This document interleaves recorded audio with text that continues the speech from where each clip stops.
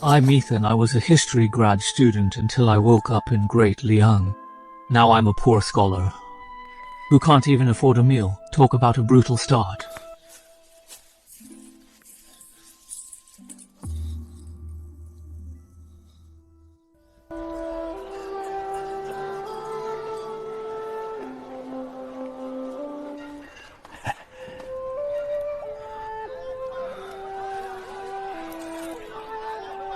Two, no. Just one bun. A grown man like you only eat one cheapskate.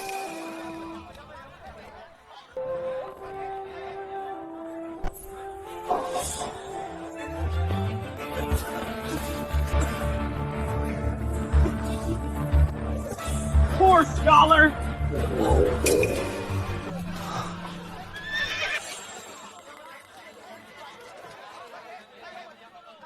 Excuse me, sir. Move along, we don't hire trash.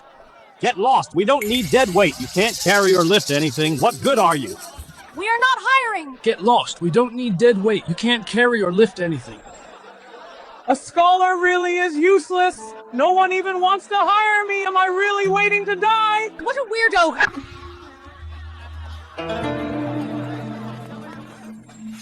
Sir, thank you, sir. Please spare some change. Thank you, sir.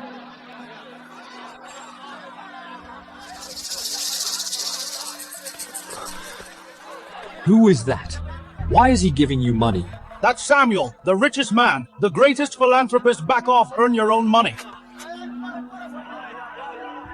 So he is Samuel. August 19th, year 12 of the Radiant Era. He'll be executed along with his whole family for funding the army. The richest man in the world and the poorest me are both going to die. If I save him, I'll be defying the Emperor. If I don't, we're both as good as dead. But as long as I'm alive, there's still hope.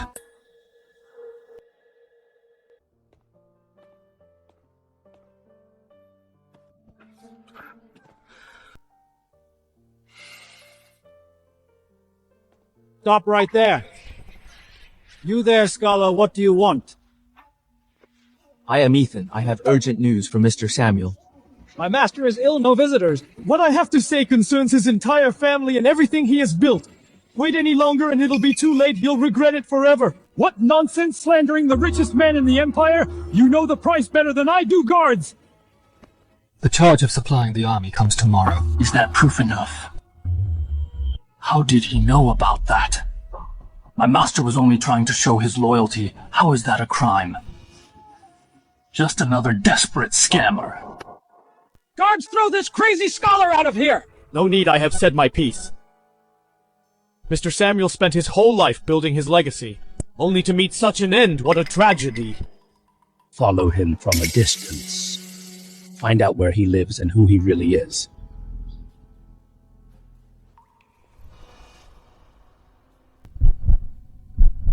Only 12 hours left. What do I do? What else can get me to meet Samuel?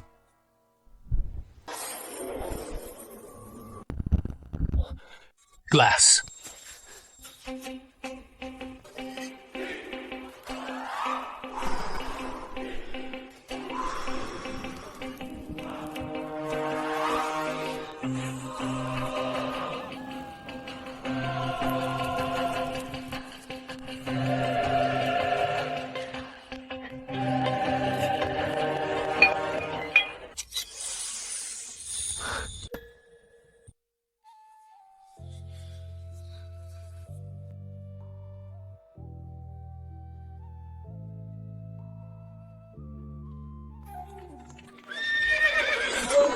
How dare you? Who are you? What's going on? Master, it's a poor scholar. He came yesterday to see you. You insolent fool. How many heads do you have to risk like this? Get lost! I am Ethan. I'm not here to cause trouble, but to offer Mr. Samuel a fortune. And a chance to survive. Let him in.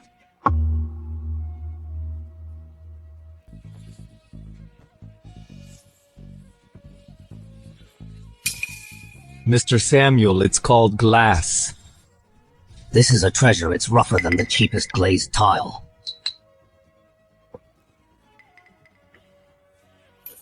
Did you make this? It's impressive, but it won't save your life. How dare you spout nonsense in front of the master? You brat! You know what happens if you curse me? I could crush you like an ant. Drag him out and beat him to death. Wait. Mr. Samuel, are you raising a huge sum to reward the army? That's classified. How do you know that? Besides, supporting the troops is serving the nation and His Majesty. What crime is that? Mr. Samuel, think carefully. The innocent suffer for what others desire. The Emperor rose from nothing through blood and war. What does he value most? Military power and the people's loyalty. Rewarding the army isn't a crime. It becomes one because of scale and how it looks. In His Majesty's eyes, this could look like you buying loyalty from the army. Or worse, a move against the throne. I didn't. Mr. Samuel, your path is blocked, but you still have a chance. I've thought of 3 ways to get you out of this. Go on. The worst option, stop everything, turn over all your wealth to the royal treasury. Give up everything, retire to your hometown and stay hidden. It might save your life.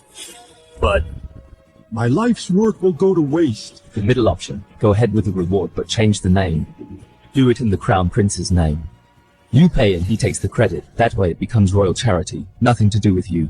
It may buy peace, but only for a while. One wrong move later and the Shen family will still be the biggest target. The best option could multiply your wealth tenfold within 10 years. But even if it grows tenfold, what gives it real standing? What makes it last? If you trust me, I'll stake my life on it. With everything I know, I'll get you out of this. And turn you from a man they can push around into someone even the Emperor has to deal with. I'll make your name last for generations. Master, bad news! Officers from Jing Prefecture are here.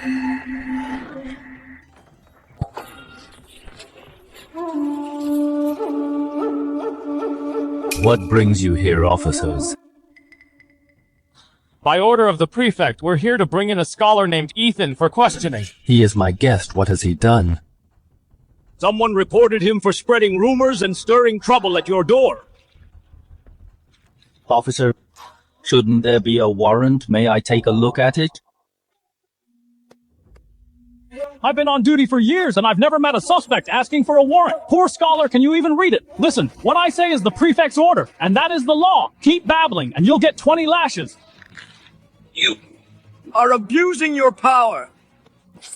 Mr. Samuel, are you trying to protect a criminal? Then you'll suffer too.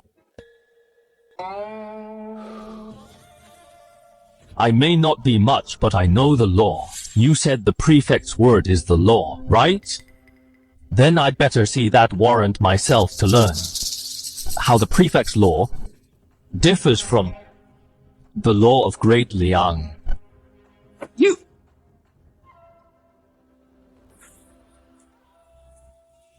Officer, I have a few questions, Mr. Samuel. Please be my witness. Listen carefully. The criminal law of Great Liang states that any accusation must include the plaintiff's name, charges, and the evidence. This document only says I spread rumors, then who reported me? Where is the evidence? That's for the prefect to decide. Second, the litigation section states local matters go to village heads and the elders first and then to county offices, and only if rejected can they reach the prefecture. I am just a commoner. If I've done wrong, the county court should handle it first. Jing Prefecture skipping steps like this is illegal. Third, and most importantly, the law says a summons is a notice, and an arrest requires a warrant. A summons is an invitation or a call, it's optional. You can't force someone to go. An arrest warrant is for catching and arresting. It requires clear evidence. And the prefect's approval before you can detain someone. Your document says summons, but you came with chains. This is an abuse of power. It's illegal. So tell me, are you here to summon me or to arrest me? You're holding a document from the prefect, but I follow His Majesty's law. So tell me, whose law should I follow?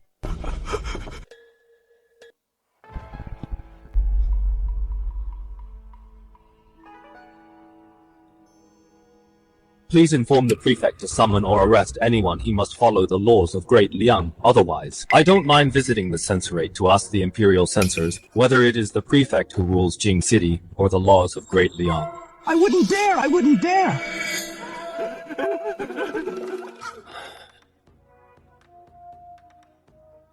Sir, this trouble is my fault. My apologies. You're too kind, Mr. Samuel.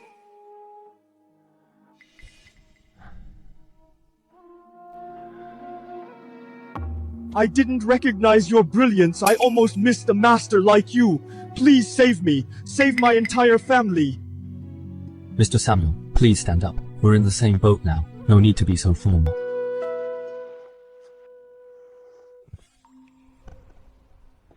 Sir. Mr. Samuel, don't call me sir anymore. If you don't mind, just call me Ethan.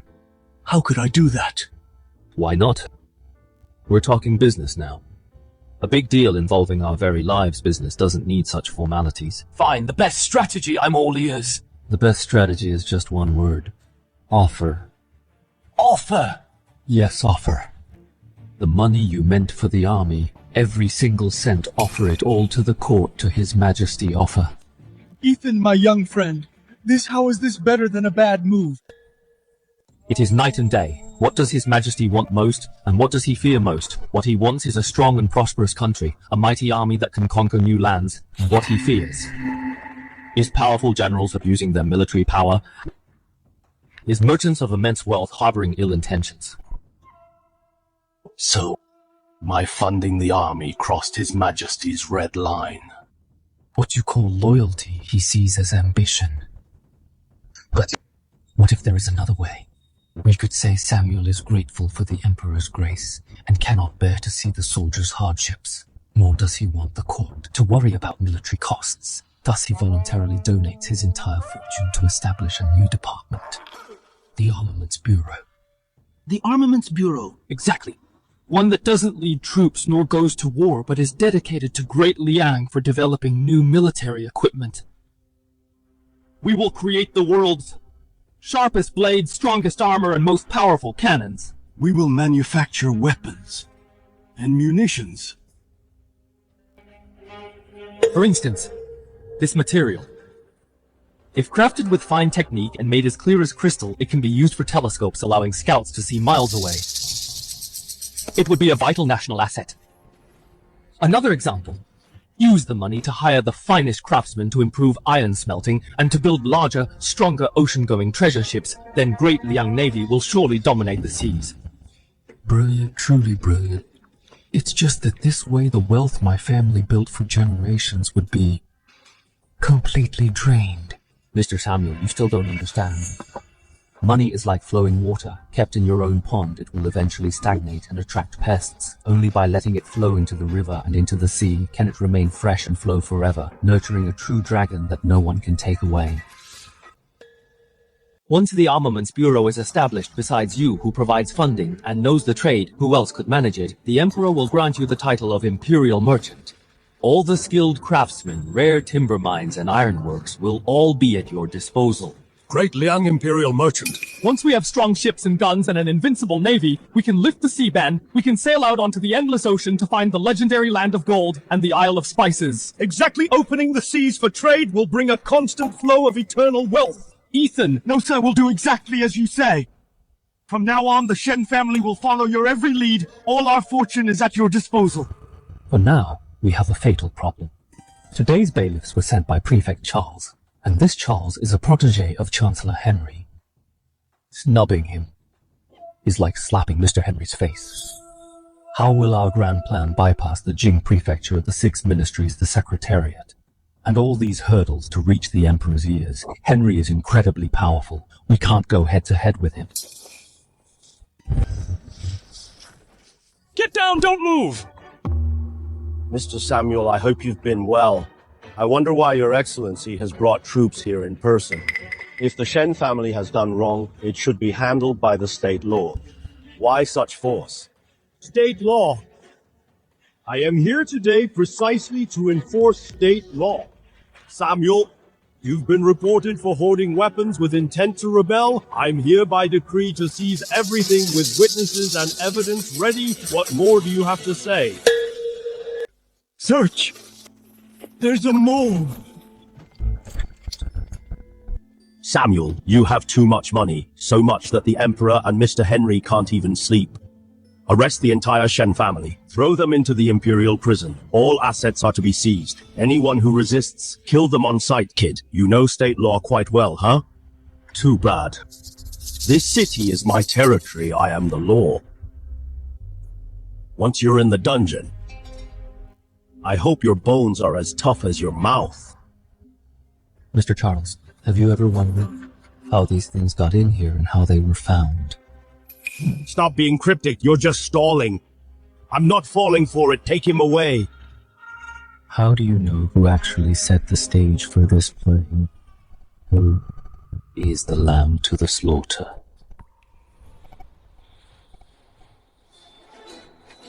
Mr. Samuel, acting like a martyr already. Isn't it a bit early? While we're still alive, we have to keep fighting. What if we find a way out? I saw Walter when I came in. He wasn't arrested. Walter, what can you do? Henry wants us dead. Even a god descending from heaven couldn't save us. What if I choose to defy fate? Crown Prince Samson, it's worth a shot.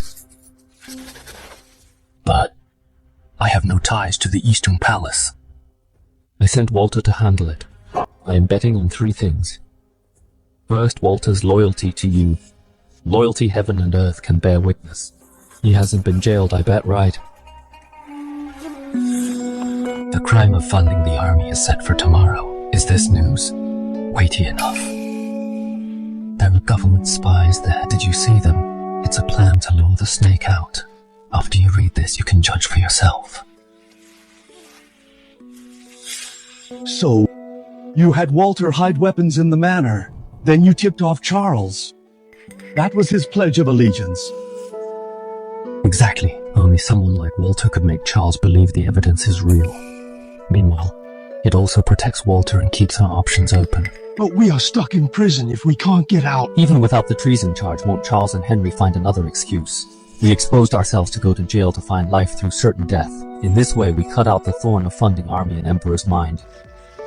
Go on. Second, the goodwill earned from your family's charity.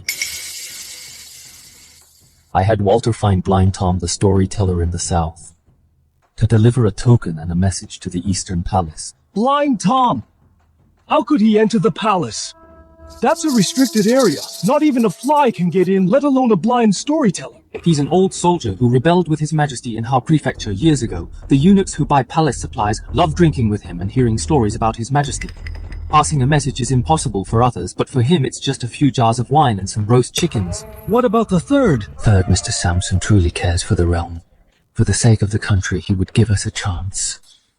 Samson studied under great scholars. To save a disgraced mentor, he even jumped into a river to beg for mercy. Compared to that, this is a small matter. What message did you have him send? I didn't have him plead for mercy against a charge like treason. Any defense is futile. Protesting innocence only makes Samson suspect us and keep his distance. The letter contained only one line. I, Ethan, a commoner, have a plan.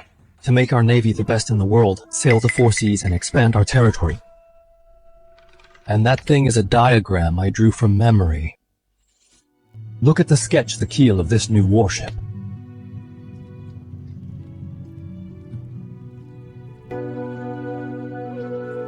These pickles are so mushy. Why are they spoiled again? Eat it or leave it. You won't starve. Still think you're the richest man. You're just a prisoner. You only deserve spoiled food. Hey man, interested in the secret recipe. I've heard you spread rumors and fool people. I don't believe your nonsense. Bro, it's no big deal. I just know how to make the pickles crunchier. The minced meat is a bit dry, but it's still meat, Mr. Samuel. Eat up to have strength for the journey, whether it's to the afterlife or to the heights of power. They're here, let's see if it's the road to glory or the road to death. Which one of you is Ethan? I am Ethan. Greetings, eunuch. An imperial decree! Summon Ethan to the Sky Hall for an audience? Why the Emperor? What about the Crown Prince? A prisoner accused of treason. Isn't this suicide? Ethan, the commoner, accept the decree.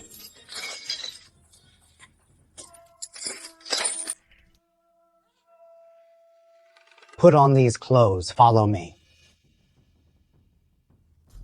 Master Samuel, wait for my return. Kid, you've got guts before His Majesty. Know what to say and what not to say. Sir, I'm going not to clear my name, but to offer a strategy. If it fails to strengthen the nation, take my head.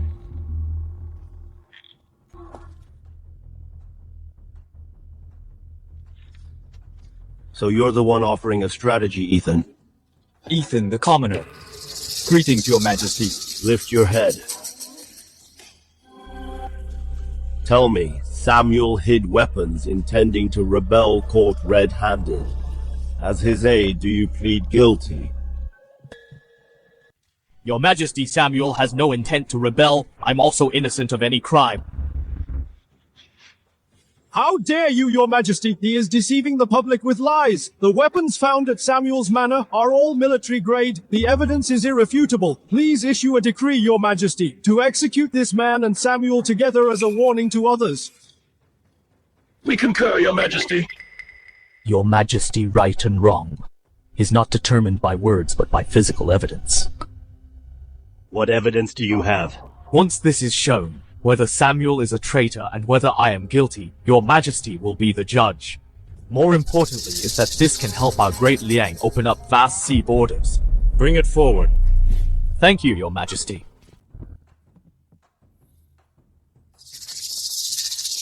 What is this? Your Majesty, this ship is called the Wavebreaker. I am so bold to ask Your Majesty, is our Great Liang Navy still plagued by pirates? Great Liang's blessing ships are tall and sturdy, good for defense, but they are too clunky. They can't catch the fast pirate boats. That's the first point. Second, Great Liang ships often have spliced keels in heavy storms. The hulls easily twist and break. Third, if the hull hits a reef... Your Majesty. Silence. The entire ship floods. No one survives. Claim. Your ship can solve these problems. It can... Your Majesty, look, this is an integral keel. It runs the entire length. The hull can withstand level 12 storms. Look at the bottom. A pointed design. It has a deep draft, cuts waves quickly. It's much faster than pirate boats. Most importantly, it uses watertight bulkheads, dividing the interior into dozens of separate cabins. Even with a few punctures, seawater will only flood local sections. The entire ship will never sink, greatly increasing the survival of our men.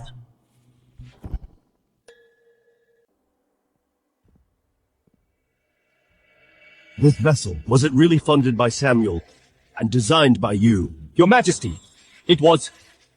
Master Samuel once said, all his life's wealth came from the people, so it should serve the nation. He is willing to give his entire fortune to build an invincible navy for you, to wipe out the pirates and show Great Liang's power to the world, and I simply have a knack for engineering, turning his loyalty into reality. A man willing to risk everything, to build ships for the country, who put his heart and soul into this national asset. Would he hide crates of rusty armor just to rebel? Fine! Well said, spending everything for the nation, Charles. Tell me, a loyal subject who serves the people, a brilliant talent like this. In your Jing prefecture, how did they become traitors? Your Majesty, please calm your anger. I have failed you. Hear my decree. Samuel's loyalty is commendable. He is pardoned. Reward him with 1,000 gold pieces. To honor his contribution, Ethan is exceptionally clever. For presenting this treasure is promoted to Imperial Scholar, receiving a 6th rank salary under the name of Gemera to serve at the new Gemera Mint to oversee naval affairs. I thank your majesty for the grace. Gemera Mint will be led by Samuel to oversee the building of new warships. The Ministry of Finance, the Ministry of War, the Ministry of Works must cooperate fully. Whatever is needed, funds, food, and craftsmen, shall be allocated with priority.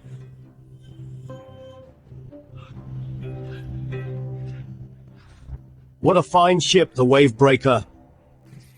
To claim the sea as our border, to use ships as our steeds. My empire should not be limited to this land.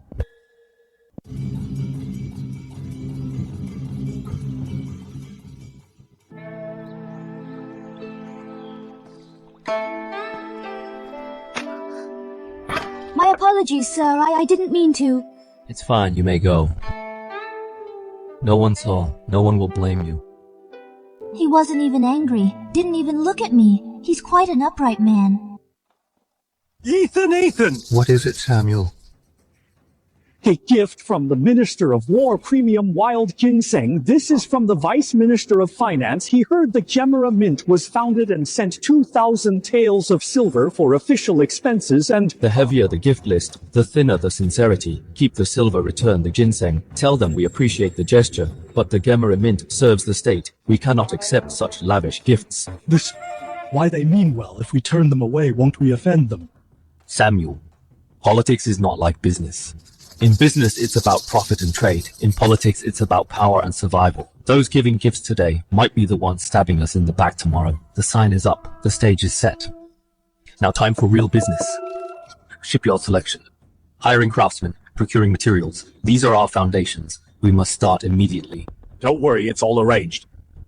Tomorrow morning I'll go to the Ministry of Works myself with the Emperor's decree. They won't dare refuse.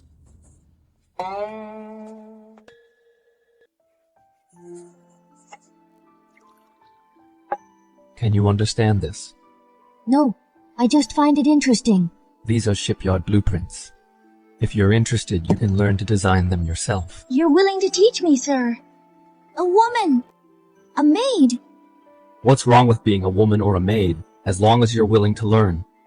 Being studious makes you a good student.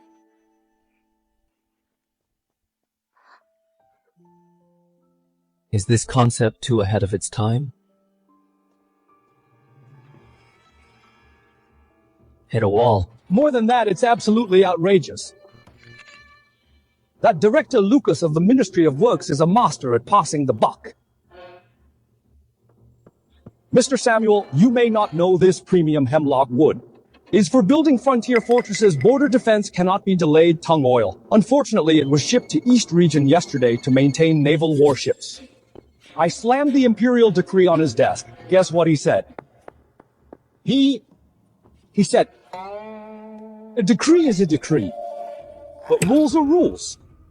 I also want to do my best for the Gemera Mint, but the warehouse is empty. I can't conjure it out of thin air. They're all slick bureaucrats. It's not worth your anger, Mr. Samuel. If official channels are blocked, then we'll go through private channels. I don't believe that even with my money, I still can't buy what I need. I'll have Walter go personally. In this city, no one dares to snub the Shen family. So, Morty and Prime Trading, they shook their heads at Gemera Mint, saying everything's reserved for the government. Celestia Tung Oil is closed to visitors. The Ironmongers, they tripled the price. Full payment up front, delivery in 3 months. They are in cahoots, working hand in glove. Henry's cronies, treacherous scoundrels. Master Samuel, watch your words. It's over. We're finished. Forget finishing on time. We can't even start. Ethan, think of something. You must have a way, right? Rest for now. Let me think on this. Ethan! It's urgent! Why lock yourself in? 10 days left till the first deadline. Never mind ships, we don't have a single log. If we fail, this is us losing our heads for fooling the Emperor. What else is there cheap and common that replaces wood and stone as building material? Cement! I can make cement! Our Gemmer Mint is likely doomed. No kidding, heard they crossed Minister Henry in this city who dare sell to us. What a pity, Master Samuel, such a vast estate ruined by young Lord Ethan. Ethan! Ethan! Speak up or I'll break the door down. What's wrong with you? Any luck with a plan? No matter. Call all the craftsmen to the yard.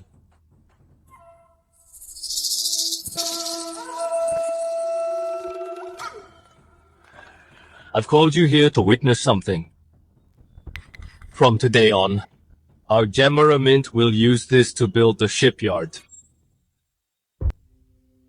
Master Ethan, pardon my bluntness. For 3 generations, my family built palace walls. I learned from my father. I've worked with stone and mud all my life. Every kind of mortar and lime, I know them all. But this stuff of yours isn't sticky and lacks substance, it's loose as sand. How can it bear weight? Building a shipyard with this, let alone mooring warships, I fear it'll collapse with the wind. This is no joke. You're risking Great Liang's foundation. Even worse, you're gambling with our lives. Right, Master Paul is right! Master Paul is right! Master Paul is right! An amateur leading the pros is a recipe for disaster. Exactly! Gemmer Mint more like a nonsense mint. If this keeps up, we might as well disband, right? Master Paul has a point. Talk is cheap. I won't argue. Let's test it right here. If it fails, I, Ethan, in front of everyone, will eat this bag of fairy soil. If it works, Master Paul and everyone, please trust me this once. Fine! Then today, I'll see for myself. Stop, enough water. Just like that. Stir it slowly. This mud is way too watery. It's just like porridge. How can we build a wall? Exactly. It's not sticky at all. Bricks will just slide off.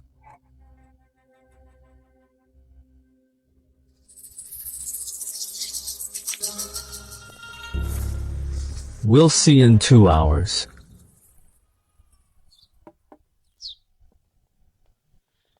Master Paul, go ahead.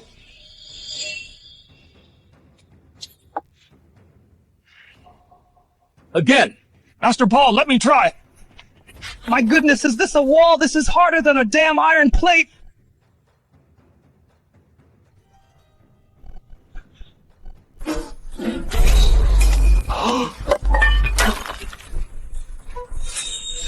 Young Master Ethan, I've built walls my whole life, but only today I realized they can be built this way. This isn't mud, it's a divine gift from the gods. Divine Master, please accept my bow. A miracle. This is truly a miracle. Our Great Liang, no, our Shen family is producing a true dragon. I'm just benefiting from the times, but your craftsmanship is what's truly admirable.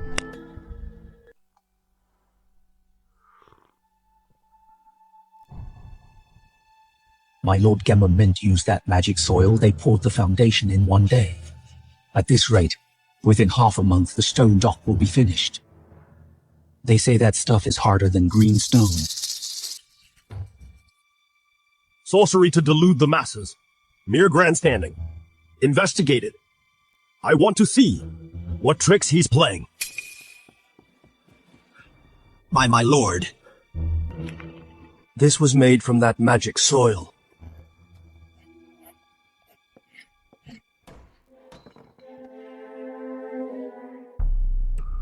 Since magic can't be countered, we'll use mortal means. I don't believe in magic, I only believe in power play. Send more men, watch them, spy on them, find the weakness of this secret formula.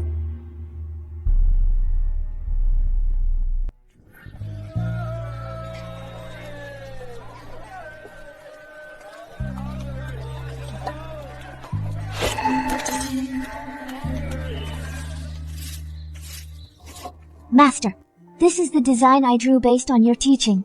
Please guide me. You have quite a talent, it's well drawn. However, the scale is off. I'll give you a construction journal. You can study it yourself. If there's anything you don't get, ask me anytime. Great, thank you, Ethan. This is a gift of thanks.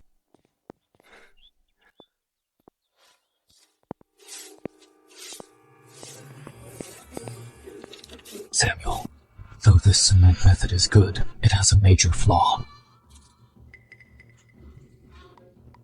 What flaw? The ingredients. Limestone and clay are easy, but to make it set like stone, a crucial catalyst is required.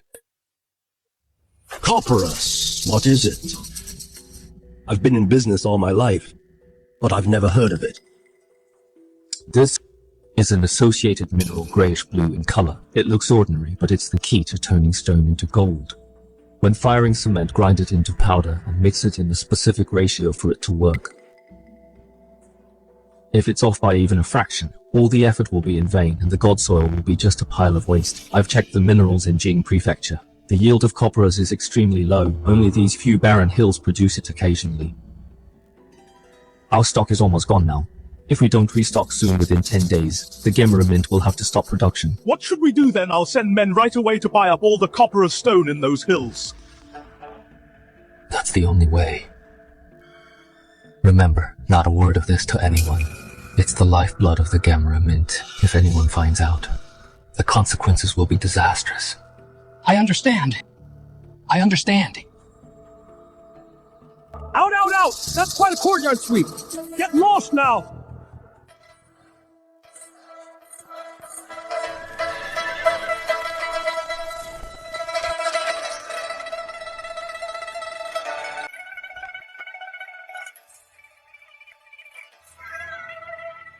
Copper of stone lifeblood. Quite a lifeblood indeed. Ethan, no matter how much you calculate, you finally exposed your own weakness. My lord, among those barren hills, the largest one happens to be on Manager Zeth's farm estate. Order Manager Zeth to seal off the hills immediately. Not a single ounce is to be sold to the Gemera Mint. Tell them the government needs it. But if they come to ask... Ask. Let them come beg. I want to see if Samuel Silver can buy the stones in my hand.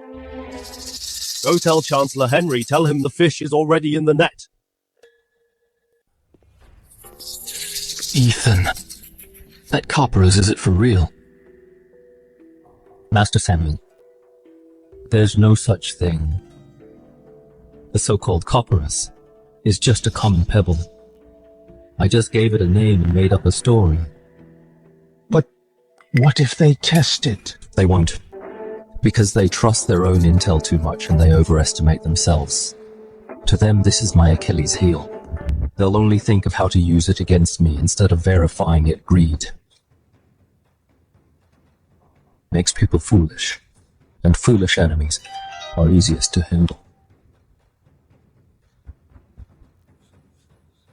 Master Sir, it's working.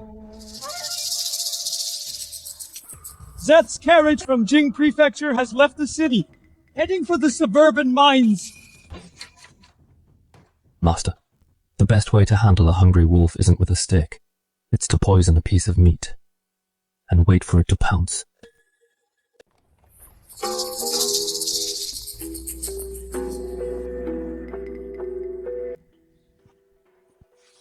Master Samuel, hope you've been well. You've lost quite a bit of weight. Lewis, a rare guest indeed. Master Samuel. Oh, don't say that. Here in Jing City, we cross paths all the time. We're all on the same side, no need for formalities. I'm here to help with your trouble.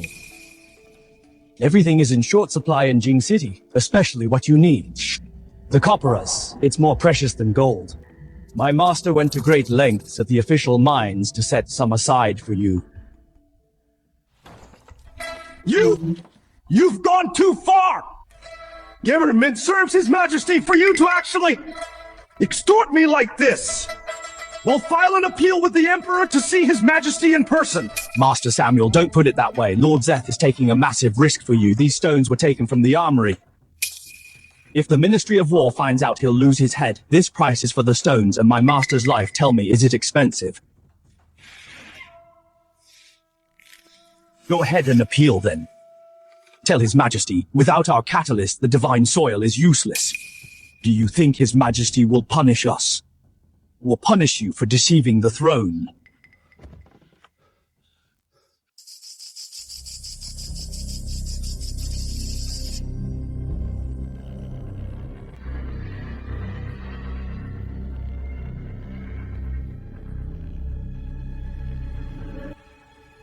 Deal. 10 times it is. Master, why go through all this trouble? Acting. Just acting. That boy Ethan is incredible. How did he predict those bastards would say those things and do those things?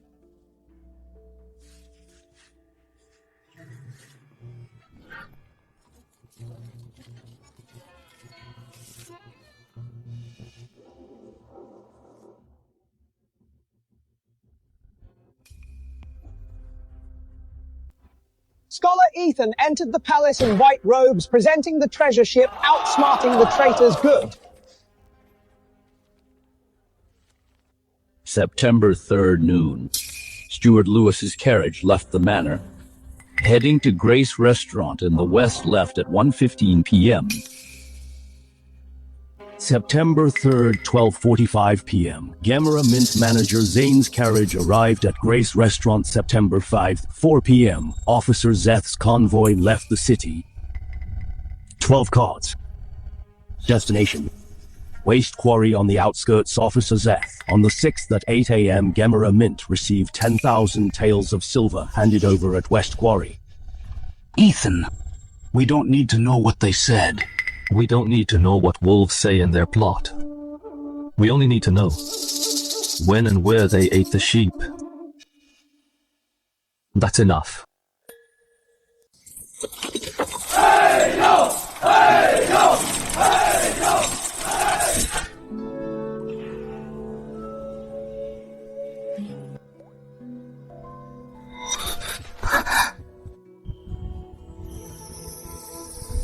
Ethan, are you there?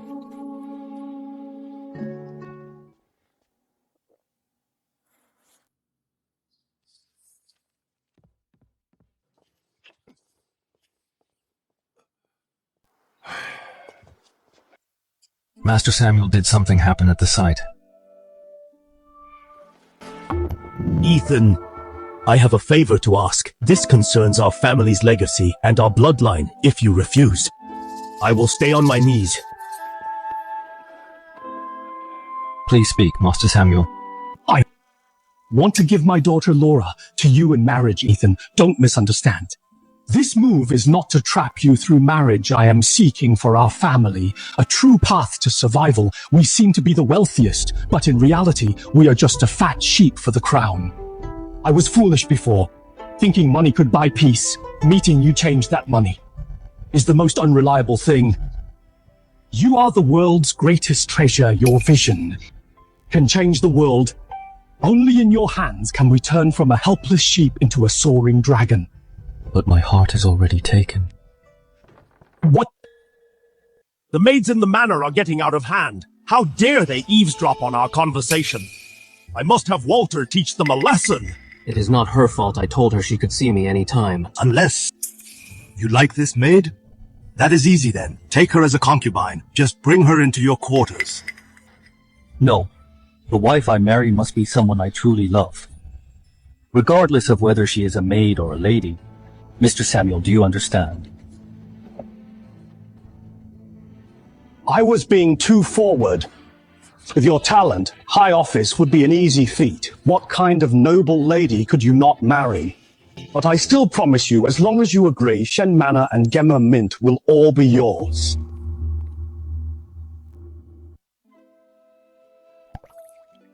Were you bullied? Tell me about it. Why do you not want to marry my lady? How is she inferior to your sweetheart?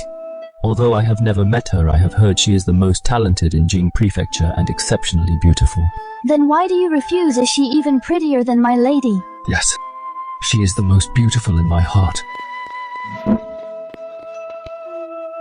What are you doing? Let me go. Don't you understand yet who the one I love is?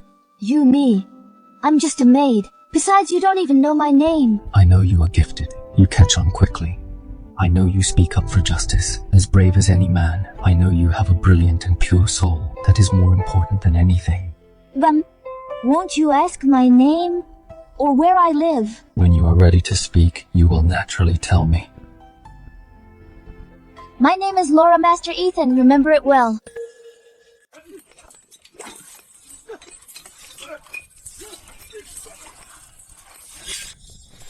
Ethan, what happened? Why the hurry? Is it about Charles? I need to see Laura. Please grant me this. Good, great. You finally come around. I'll arrange it at once.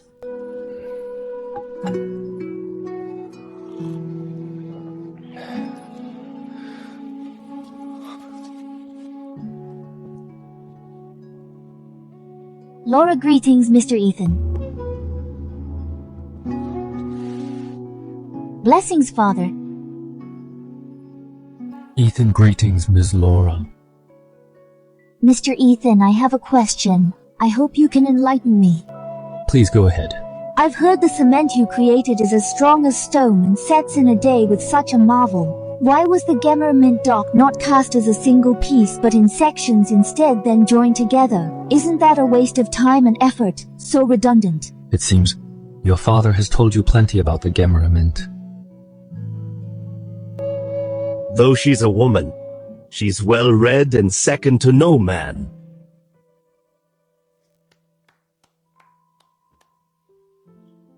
Indeed, there's something you should know. Casting as a single piece may seem faster, but it poses endless risks. The dock is massive, and the foundation bears uneven stress. If any part sinks, it will crack entirely and be completely ruined. Therefore, casting in sections ensures even pressure and distributes the weight. Joining them with joints between each section leaves room for expansion. Even if there's a shift, it won't damage the structure. It may seem slow, but it uses flexibility to overcome force, keeping the dock safe for centuries. Brilliant! I never understood this, but after Ethan's explanation, everything is clear now. My father often says, you have world-shaping talent capable of stabilizing the nation.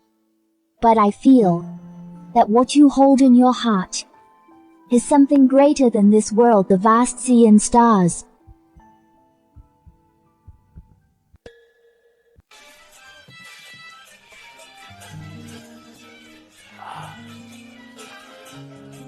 Master, this is Zoe, the city's most famous matchmaker. Zoe, these are the betrothal records for Laura and Ethan. Keep them safe. This union between the Shen and Gu families, you must present it perfectly. You'll be handsomely rewarded. Rest assured, Master Samuel, with you personally taking charge, this match between Gemmer Mint's Mr. Ethan and the young mistress will be a done deal.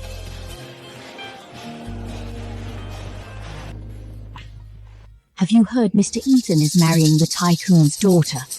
For Samuel to deliver the gifts himself, that son-in-law must be something special. They call it a wedding, but he's actually marrying into the family. But to marry into the wealthiest family around the kid is getting a real bargain. Fame, wealth, and beauty. Talk about hitting the jackpot. Ethan, do you really think all the luck in the world is yours alone to keep?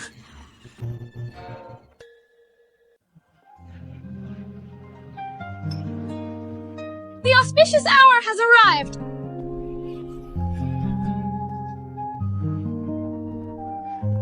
First bow to heaven and earth! Second bow to parents! Husband and wife bow to each other! Hold on!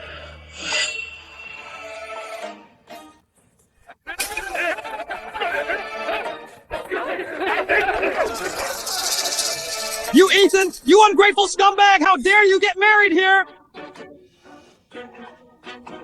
What is this? Outrageous! This is preposterous! Guards, throw these thugs out! They're hitting us! The Shen family is bullying and killing us to silence us. We just want justice, yet you want our lives. Exactly. What is going on? Did Ethan really do those things? Mr. Samuel is totally humiliated, picking a son-in-law like this.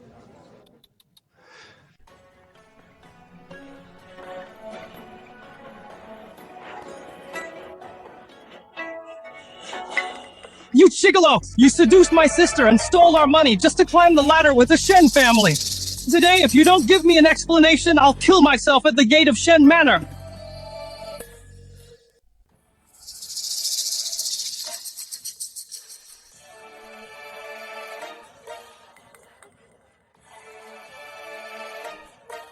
Wait here, my lady. I will handle these buzzing flies. Stop playing dumb if you don't pay up today. Forget about the wedding.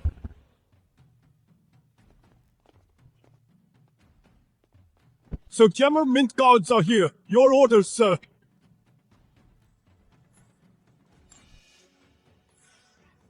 Guards, just what I was waiting for. Everyone, today is my big day. I didn't want any blood spilled. But, since unwanted guests are here, ruining the mood, if I don't put on a good show, I would be a poor host.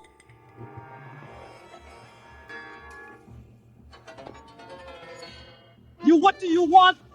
In broad daylight for everyone to see. We are the victims. We're here for justice. Are you trying to silence us? Clear them out. Yes, sir, do it!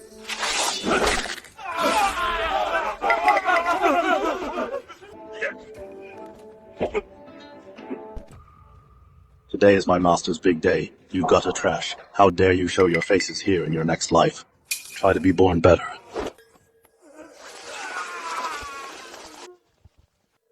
Everyone, my sincere apologies for letting those pests ruin the mood.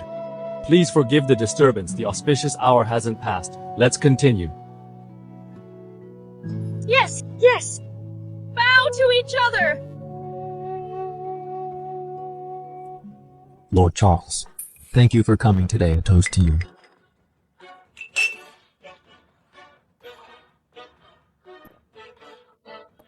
By the way, Mr. Charles, now that the flies are gone, it's easy to get sleepy, but in Jing Prefecture, there seems to be a big tiger roaring in the night, keeping everyone awake. Tell me, what should be done? Ethan! Don't be so smug!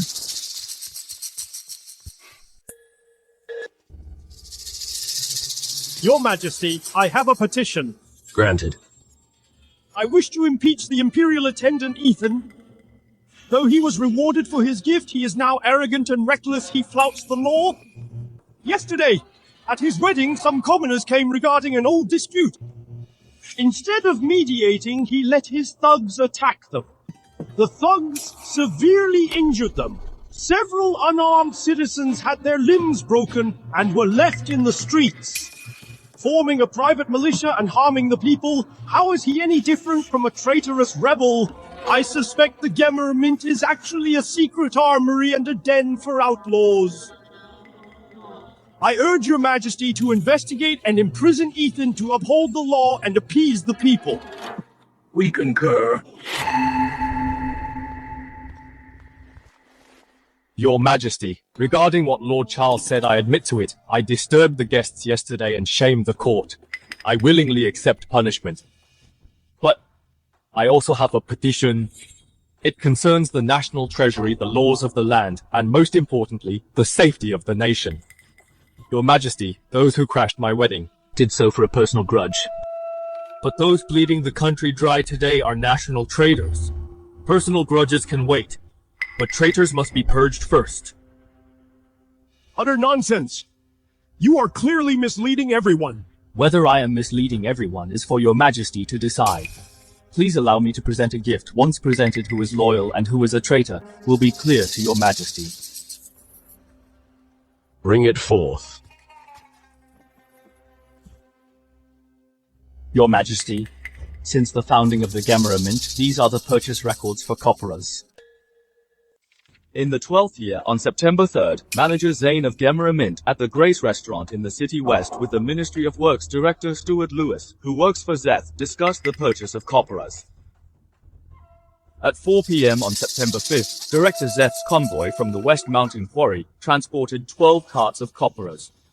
At 10 times the market price, taking 10,000 taels of silver. You're framing me! I've never even heard of that! This is slander and a frame-up! Your Majesty, please look. This is a map of the city outskirts. Marked in red is the route of Zeth's convoy. These black dots are where the transactions took place. Furthermore, Steward Lewis and 10 drivers from the convoy have all confessed and signed. The evidence and witnesses are all present. Your Majesty, I am guilty. Lucas of the Ministry of Works withheld iron meant for Gemery Mint, then through his relative's firm resold it to Gemery Mint at triple price, profiting 30,000 taels.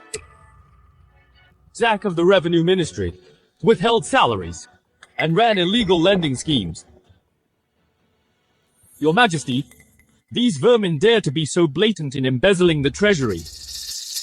All because behind them is a more powerful hand, backing them up and splitting the loot. Over 70% of the funds, through various banks and pawn shops, were funneled to one place, to the governor of Jing Prefecture, Lord Charles's manor.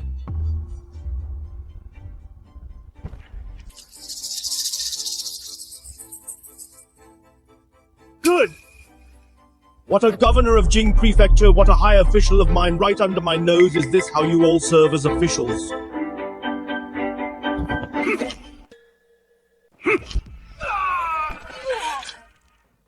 I asked you to govern the regions, and you gave me nests of greedy rats. I told you to care for the people, yet you prey upon them to feast on their flesh and blood. Guards! Here! Take Charles and everyone just named, every single one of them. Arrest them or throw them into the Imperial prison. Use any means necessary to make them talk. I want to know who else is behind them. As you command. Mercy, Your Majesty! Take them away! Mercy, Your Majesty! I'm innocent. I've been framed. Ethan, you will rot in hell! Rot in hell!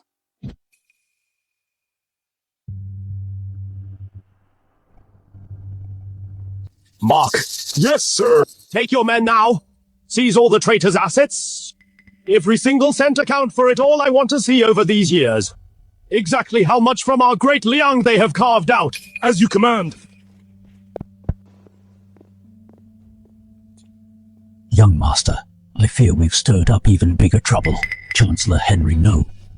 The big trouble has always been waiting for us. We'll take the fight to him. Your Majesty, I'm reporting back on the asset seizure. Here is the list.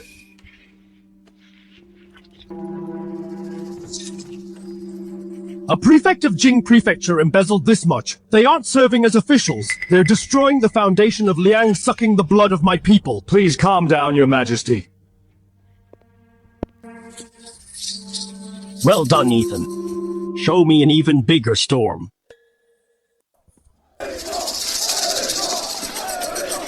The Blackguard seized Charles and his cronies. The Ministry of Revenue is auditing the accounts. Everyone is green with envy. That's nothing compared to your warehouse. Seriously though, we made Henry lose a major ally. What is your plan next? I'll face it as it comes. There's always a way. I'll protect you and Laura and the Shen family. Your Majesty, Henry is guilty. Please punish me. What crime have you committed? I was negligent in my recommendation. I misplaced my trust, leading scum like Charles to hold high office and exploit the people. This is my first sin. Old fox. What a performance, taking a step back to advance. I failed to spot the traitors early, allowing the imperial laws to be used by corrupt officials for profit. This is my second sin. I've failed Your Majesty's grace and the people's trust. I beg Your Majesty strip me of my chancellorship and throw me into the imperial prison to share the same fate as Charles, to appease the people and uphold the law. Your Majesty, I as a sinner should not speak of state affairs, but to prevent villains from harming the court, I dare to report several others. Your performance is better than a movie star's. The Ministry of War official! Landon stole military rations to sell for profit. Max of the Court of Judicial Review took bribes and bent the law. The Ministry of Revenue Milo. The Ministry of Rights. Wayne. Your Majesty, have mercy, spare our lives. Chancellor Henry, please rise. To err is human, no one is perfect. You were negligent in your oversight, but you put justice before family. Your merits offset your faults. I cannot allow my loyal subjects to lose heart. Cutting his losses, how cunning. Imperial tactics, a clever move for balance. This matter ends here. Those you reported will face a joint trial. As for you, 1 year's salary is docked. A small warning. Keep an eye on these officials for me. Don't let me down again. I thank your majesty for your grace. It seems dealing with Henry completely, that cunning fox, will require more effort. Ethan's talent is truly a pillar of the nation. Father said, if not for Ethan this time, who knows how many rats would be draining the treasury.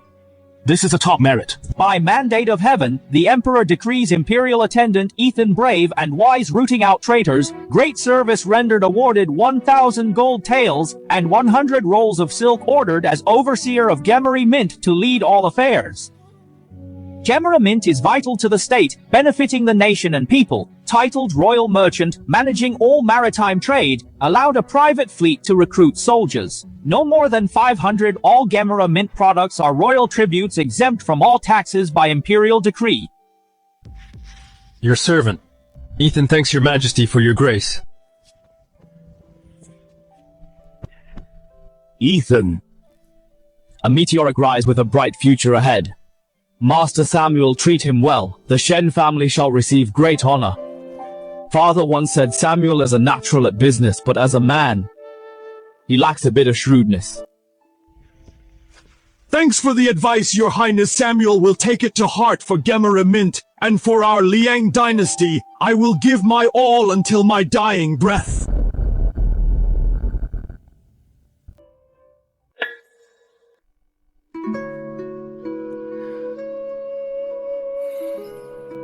Husband, the Crown Prince is here today. The whole city is watching. In the last 100 years of our family, you are the highlight of it all. Shen family or Gu family, from now on we are one family. Husband, today's rewards, though a blessing from the Emperor. I can't help feeling uneasy. Why are you uneasy? The tallest tree catches the most wind. Your reputation is growing and the Emperor trusts you. I fear you've become a thorn in Henry's side. I'm afraid he... Henry may be a tiger, but your husband is no sheep. Laura, son-in-law, are you two asleep? Come in, father. This is a map of the business powers in South. River Prefecture Fan Silk Shop. 300,000 in annual income, controlled by Will, Minister of Works, Yang Prefecture, 4C Salt Field, monopolizing 30% of salt. It's actually Henry's brother-in-law's business. Hang Prefecture Tong Water Transport controls 70% of the canal's ships. Salt, tea, silk water transport. The most profitable trades in South, 70% are in Henry's hands. The salt industry is his lifeline. He uses it to feed his cronies and buy local power, a mountain of wealth, when I was young. I also tried to enter the salt trade, but I ran into pirates as soon as I set sail, losing both ship and cargo. After returning to shore, I was even framed for smuggling salt and thrown into prison. So, father, you want to take his salt? No, I've thought about this for a long time. Spent half my life mapping out this web just to help you avoid him and his cronies. He's a wall of iron. We can't afford to cross him. But what if he doesn't let us avoid him? What if he uses this web to slowly devour the Shen assets? Husband, father, look. A few days ago, the Madame of the Music Bureau said, in Jing Prefecture, there's a new trend brought from overseas, salt more precious than jewelry or fine silks. Our salt. Could it be refined salt? They say that salt is as white as snow, fine as sand. Once tasted without the usual bitterness, but with a hint of sweetness, a pinch costs a tael of silver. Priceless and rare. Only the palace and nobility can occasionally get some. Henry's salt may be found everywhere. But what they sell is only coarse salt for commoners. But the nobility of Jing Prefecture, would they really want bitter and harsh salt to go with delicacies? My dear wife, you are my lucky star. What you just said is worth 10,000 troops. You are all correct. Henry's salt business is rock solid. Why should we go head to head? He handles the existing market, while we'll create a brand new market. Then should we sell par salt? From now on, our Gemera Mint will launch a new type of salt. White as snow, refined salt without bitterness. Snowy salt. Snowy salt. We won't fight Henry for customers. We'll only sell to 2 types of people. Could it be you want to supply the nobles? Exactly. First to His Majesty in the palace, the empresses and the crown prince as a tribute and a sign of respect. Second, to the nobility of Jing Prefecture. We'll make our salt a symbol of status. My clever wife, you get it instantly. I want snowy salt to be the trend here. Make the elites proud to eat our salt. And see Henry's salt as a disgrace in this way. No matter how much Henry sells, it'll only be petty profits. While we only deal with the top-tier elites and take the lion's share of the profit. Once we've made enough money and secured our footing, we'll slowly dismantle his network and cut off his supply. By then, the winner will be hard to say.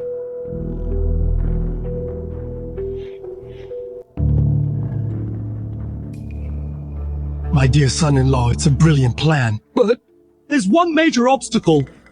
Salt is a government monopoly. Selling private salt is the same as treason. We don't have a salt permit.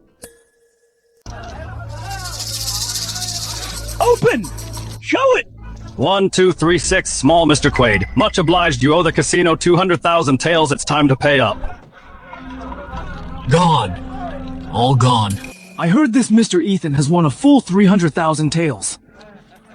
This pretty boy, is he really that good?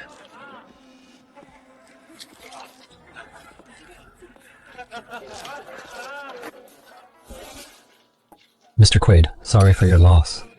Mr. Ethan! Mr. Ethan! Save me! You're the god of gamblers! Please lend me some money, just 100,000! No, 50,000! I'll definitely win it back, I will! We're total strangers. This isn't quite right. Besides, I never lend money to gamblers. Sir, if you help me, I'll do anything! I'll work like a slave, even be your dog! Forget it. You're a poor soul. I won't lend money. But I can bet with you one more time. How do we bet? I heard that your family has an old piece of paper. I'm not interested in money. I just like collecting strange old things.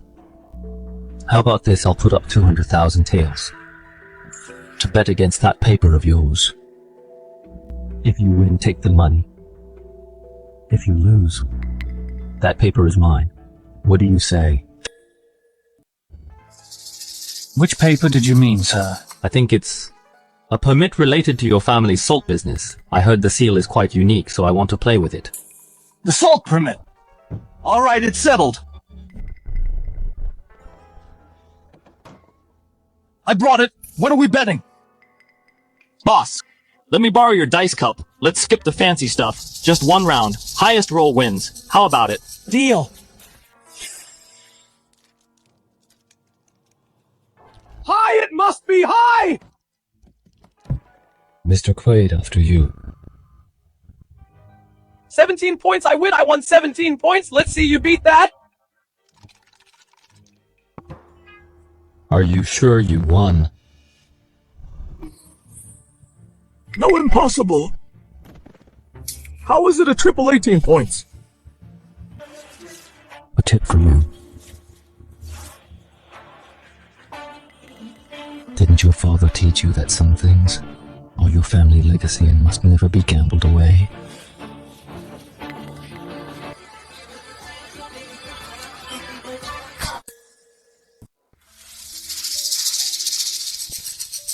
Watch the ratio of salt and water.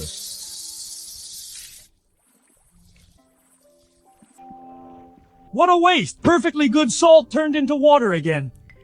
I know you're full of ideas, but this isn't it a bit of a joke? Using black charcoal and dirty sand to filter salt water, is it still edible? Unheard of. This is nonsense. Salt is the king of flavors. It abhors filth. How can you ruin it like this? Father-in-law, be patient. Do as I say, pour the salt water in. Slowly. What's going on? Black charcoal and sand can actually clear the water. Salty, it's still salty, but the bitterness faded a lot.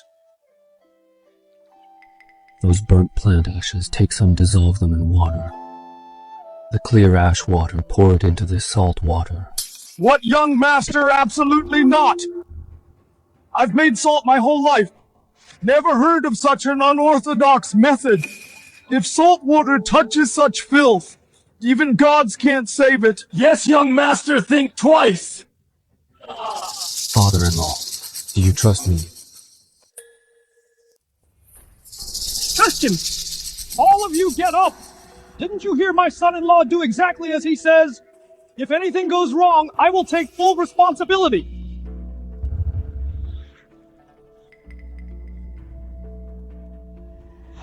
Which witchcraft? Son-in-law, how does this work? Just fighting poison with poison, also known as a chemical reaction. What is a chemical reaction? The bitterness in the brine comes from some invisible impurities, and plant ash water happens to turn these impurities into visible sediments. This way, they are completely separated.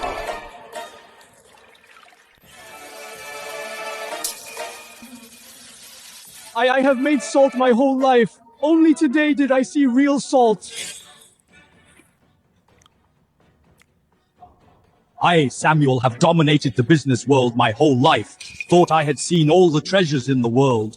Only today did I realize that salt can be so beautiful, like a work of art. Father-in-law, the heavens are bound to change, you see. Are we qualified enough now to go up against Henry?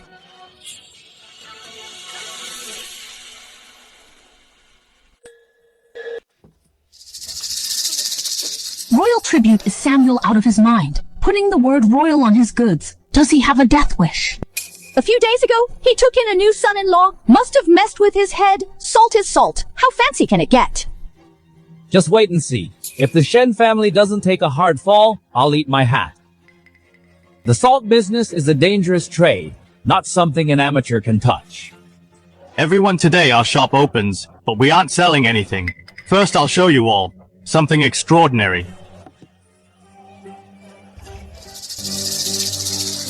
Doesn't salt water just look like this? What's so special about it?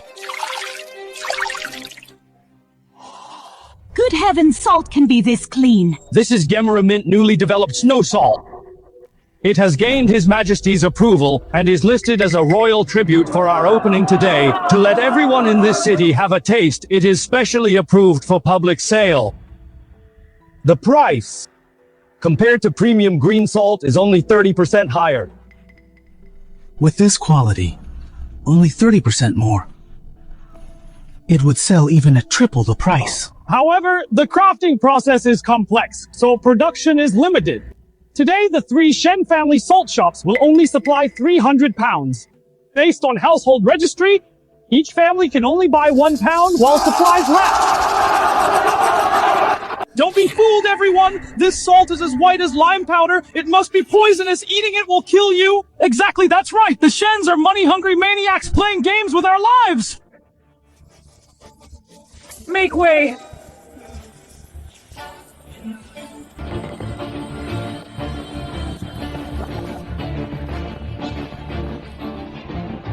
A miracle! It's truly a miracle! Using this salt in dishes leaves no bitter taste. Instead, it brings out the natural flavor of the ingredients. With this salt, the dishes at my restaurant can reach a whole new level.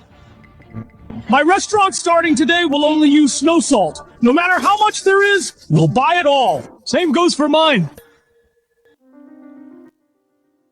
Dante. This Ethan and Samuel, under the guise of royal tribute snow salt, are restricting purchases. They want to cut off our roots. My salt shops in Jing City have been pushed to a dead end. Why panic?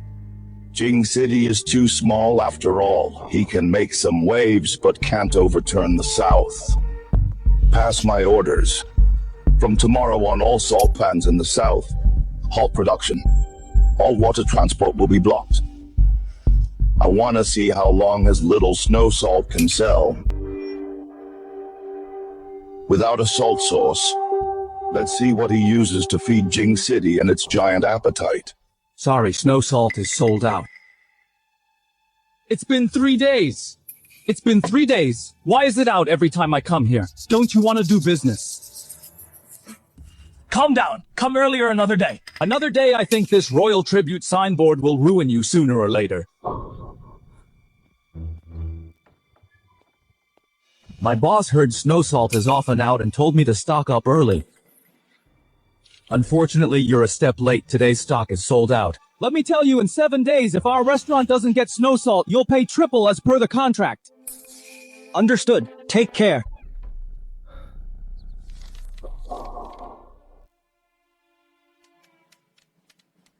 Master, young master, we're out of stock again. Many customers are angry. I'm afraid they won't return. Also, Sky Restaurant demands delivery in 7 days.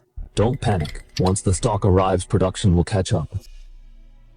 Where is Walter? Why isn't he back yet? So the buyers we sent to the south, none of them have returned. What about others? The men returned indeed, but were beaten black and blue. No goods at all. In the palace. If His Majesty's tribute stops, we'll lose our heads. Mr. Dante, your move to cut them off at the source is truly brilliant. Truly brilliant. Even if Ethan were almighty and had the Midas touch, he couldn't make salt out of thin air. Without our raw salt, his salt is nothing. How did it go? Rest assured, sir. All 72 salt yards in the south have been notified. Anyone daring to sell a grain of salt to the Shens will be making enemies with the South Salt Gang. We must cut off his salt route so in the south he will have nowhere to stand. Well done. As for the Shen family's men, have they been dealt with? Yes, with broken arms and legs, they were sent back to Jing City. Ethan may be a dragon. Who can stir up the little pond of Jing City? What a pity. A dragon out of water has to lay low on land. Cut off his water, not just the raw salt. All Shen family ships heading to Jing City, seize them all. Yes, sir. But what if he uses Gemmer Mint? With Chancellor Henry backing us, why fear Gemmer Mint?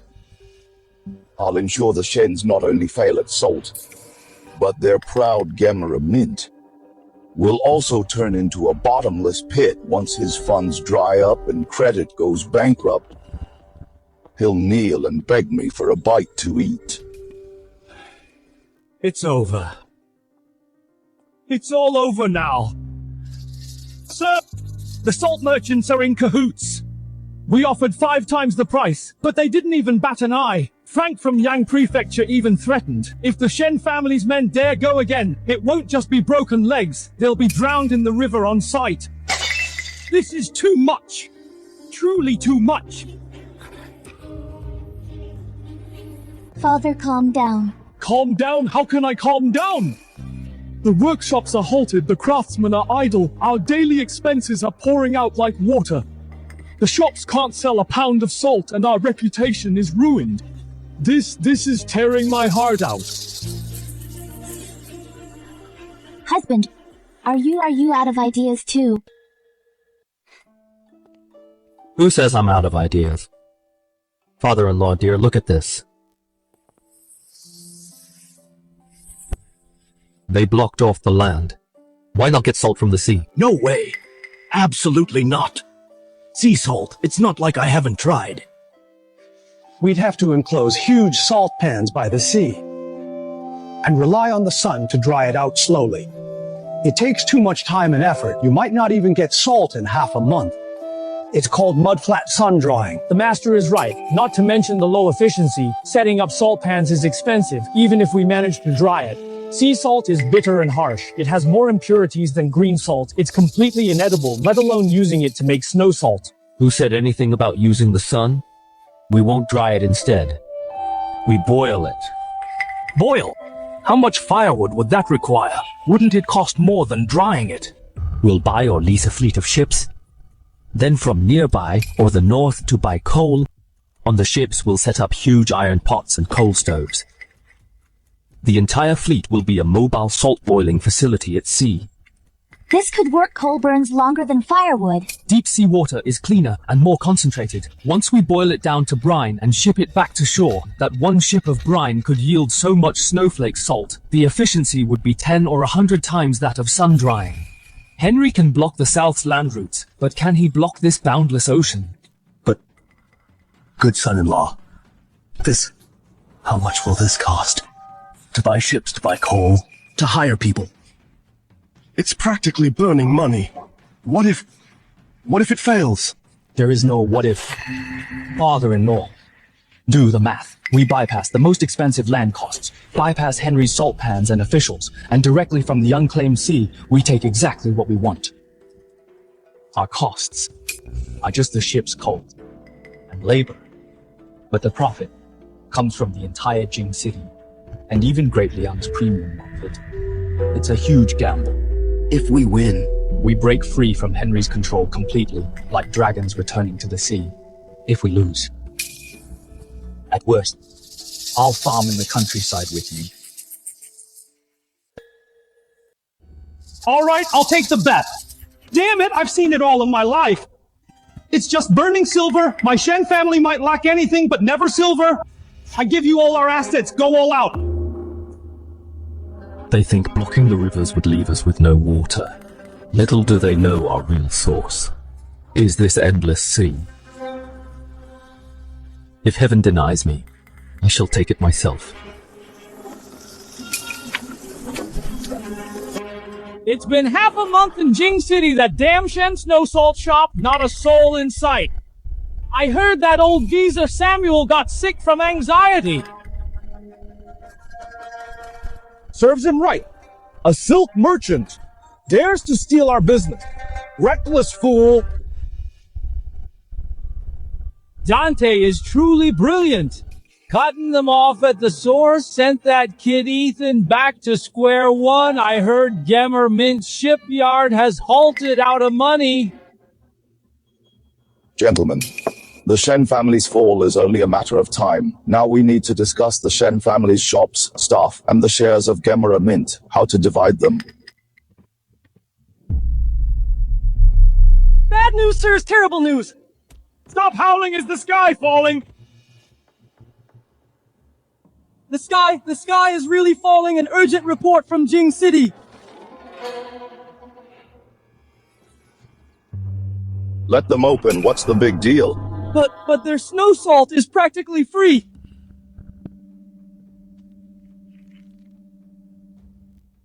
What do you mean practically free?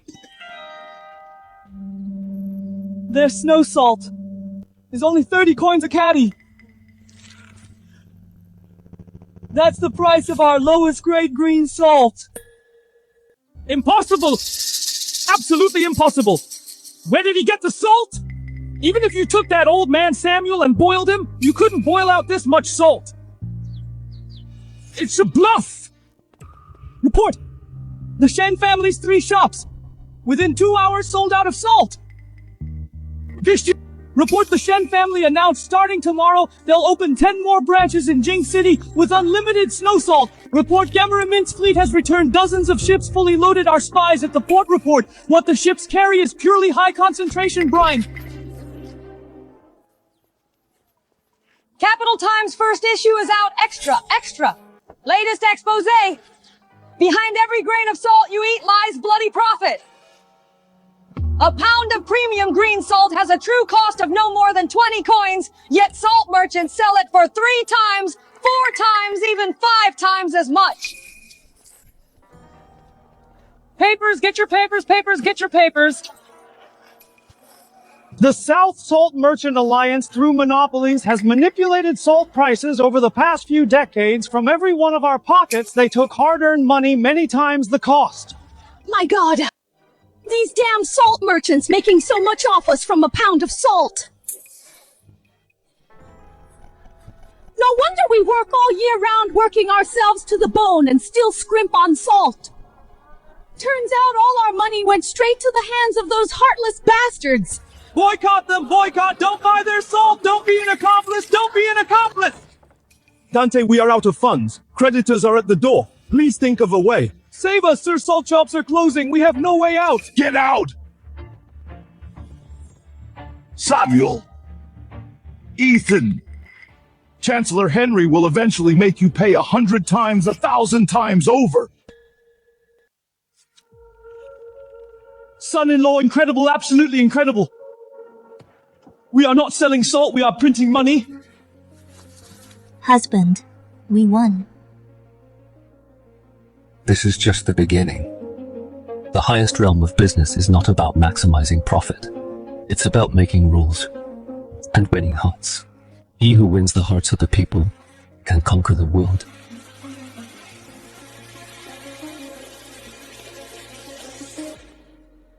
Sir, this letter was left at the door by a stranger addressed specifically to you. He who masters the blade must beware of its backlash. Who sent this?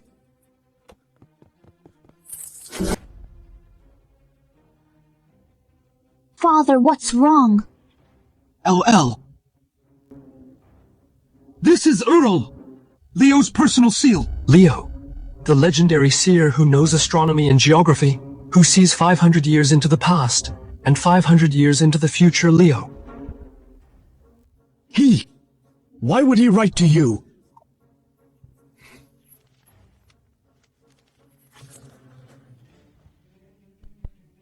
Father-in-law, please prepare a carriage and a generous gift.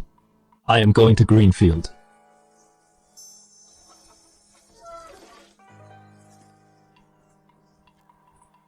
I am Ethan, invited by Earl Leo. I have come to pay a visit.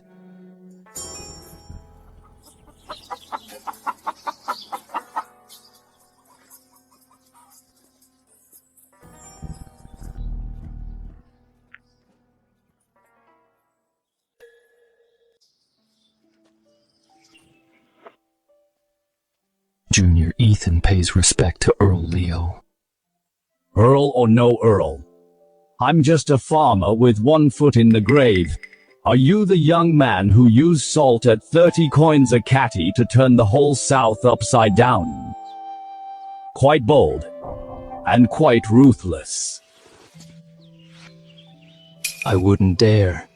I just wanted people to have cheap salt. Right, let the people have cheap salt, but in this world, the most terrifying thing is someone wanting people to live too well. Because then it makes some people look too evil. Do you play chess? I know a little. Then keep this old man company and play a game.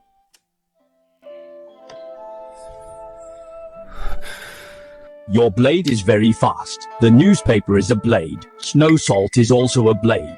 With these 2 blades, you cut the South salt merchants to pieces. Very satisfying, but do you know? Henry is a tree with deep roots and lush leaves that has long merged with Great Liang. What you've chopped off now are merely branches and leaves. Through wind and rain, they will grow back next spring, even more flourishing than before. I know his roots are in the royal court, but his power is immense now, with cronies everywhere shaking him. Is as hard as ascending to heaven. Then it is right to be hard. Everyone knows to cut the trunk to fell a tree, but a tree that has lived too long relies on a life force stone buried deep underground to survive. That is its true lifeline. If you don't find it, even if you chop down the trunk, it can still rely on that stone to take root and sprout again. But if you find it, dig it out of the ground and smash it. The tree will fall on its own. Life Force Stone. What is Henry's Life Force Stone? Look here. This is the vital point. It seems useless but determines life and death. With it, it lives. Without it, it dies. Thank you for the guidance. I have pointed the way for you. As to where the stone is hidden, it depends on your skills.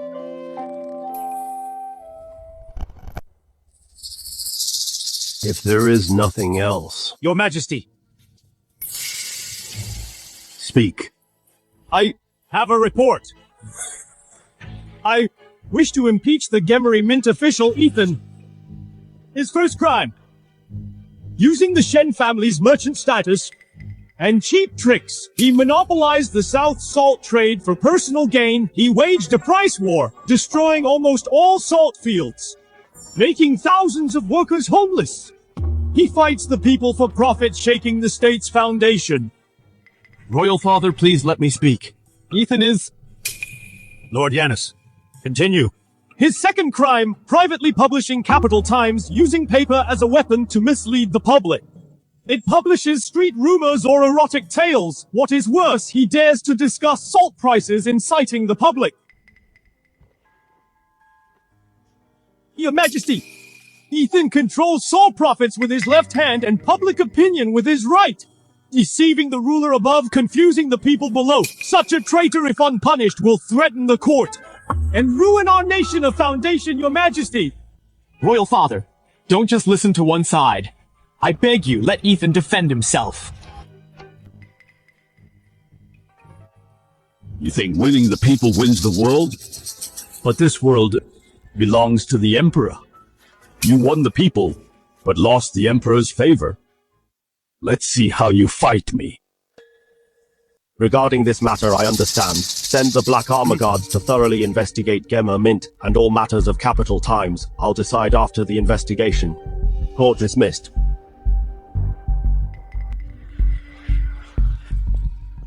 Lord Ethan, the Crown Prince requests your presence. I must thank your Highness for speaking up. At ease. Tell me the truth. Henry and Giannis's vicious scheme. How do you plan to handle it? I don't plan to. You don't? Do you think the Black Armor Guards is a pushover? The Black Armor Guards' Imperial Prison is worse than Jing Prefecture's prison. 100 times more brutal, 1,000 times. Your Highness, if I am guilty, no matter what I prepare or how I respond, Mark will still arrest me and interrogate me if I am innocent. Any preparations I make would be redundant and unnecessary. Good. I admire your attitude. Remember, the Eastern Palace is your fallback. Great Liang shouldn't lose a talent like you. Thank you for your grace, Your Highness. I shall take my leave.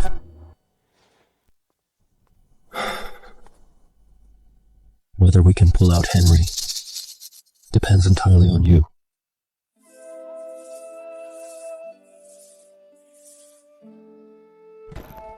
Dear son-in-law, how can you still sit here? The guards are coming to raid us!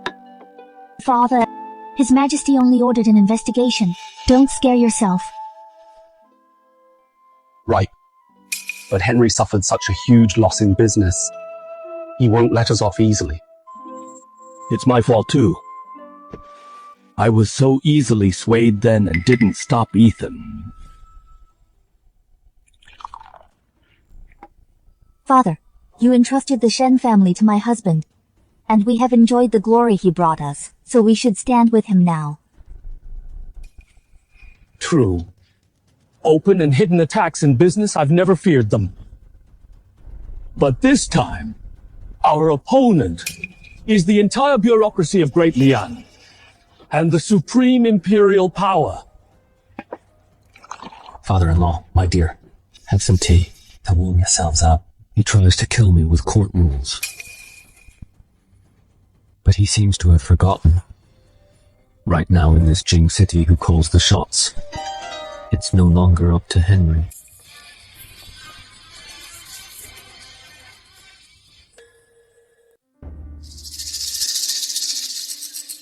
Dear son-in-law, do you have a fever?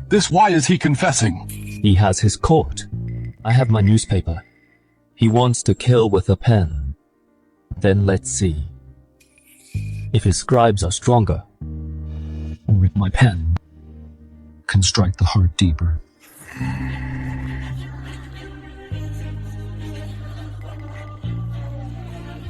extra capital times extra Gemery Mint official written by Ethan himself, a blood tear confession.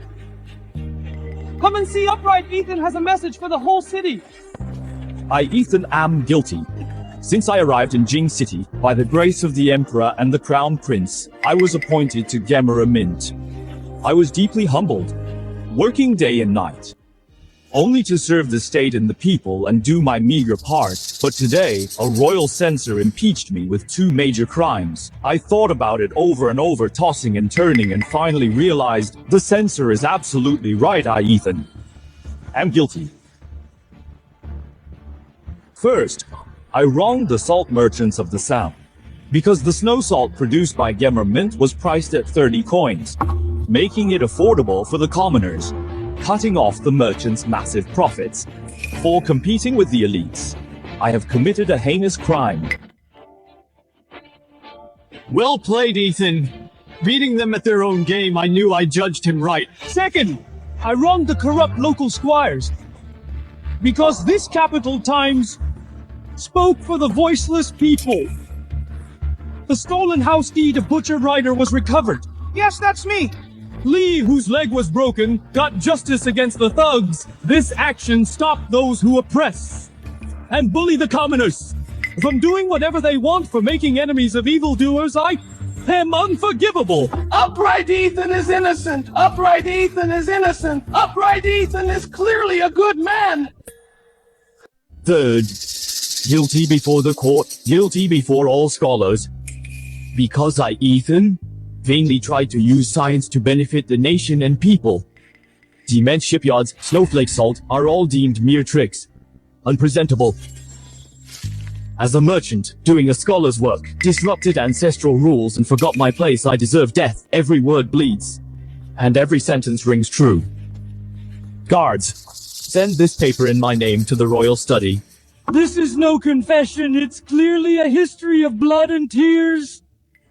Bastards, those corrupt officials do nothing good themselves, yet stop others from doing good. Mr. Ethan sells us cheap salt, and it's a crime. My family listened to the paper to get back the land stolen by the bullies. Who dares to say Lord Ethan is guilty? I'll be the first to fight them. Quick, guards, hurry! Go get those papers, and the press shut them all down. Leave not a single copy.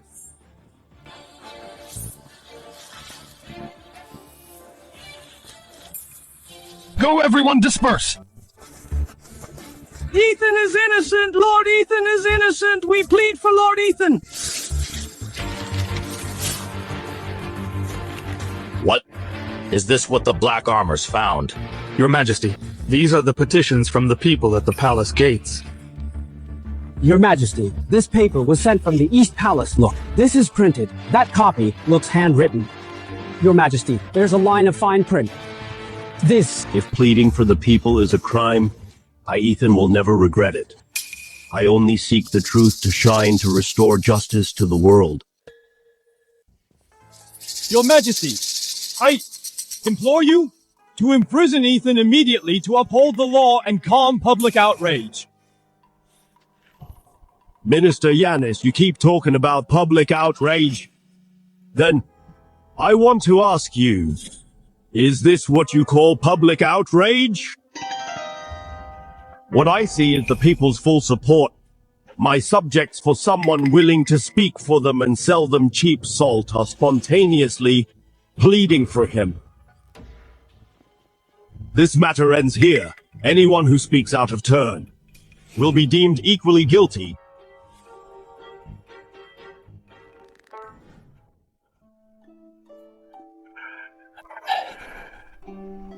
Dear late autumn nights are cold, don't catch a cold. Laura, thank you, in the darkest hours, for believing in me. We are one, no need to thank me. Son-in-law, how were you so sure His Majesty would spare you? Do you remember father-in-law Mr. Leo's letter? But didn't you say he never told you Henry's fatal weakness? Yes, but he made me realize why Henry is so hard to defeat. Besides being a first-rank official and a founding chief minister, It's his vast network across the court. Many officials were promoted by him. If Charles falls, Giannis is pushed forward, and countless others wait behind. So your move was telling His Majesty that, like Henry, you have irreplaceable value. He manipulates the court and officials, while you can guide and control the people's hearts. Exactly. As a blade, like Henry, I can be used by the Emperor, and am even sharper. No! Wait, son-in-law, since his strike missed. For his next move, he'll probably risk everything. Father-in-law, no rush.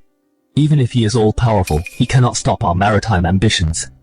Look, this is a world map I drew. Here are the Wa Islands, further south are the southern islands sailing west from there. There is the Golden Continent and the Spice Continent. Good son-in-law. Is this what you meant by the direction of maritime trade?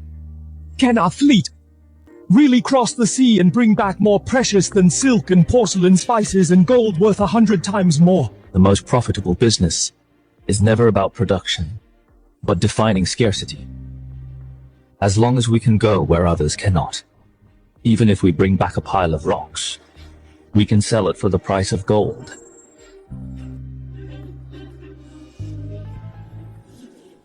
Come in. I have figured it out. Competing with a peasant in farming is just asking to be humiliated.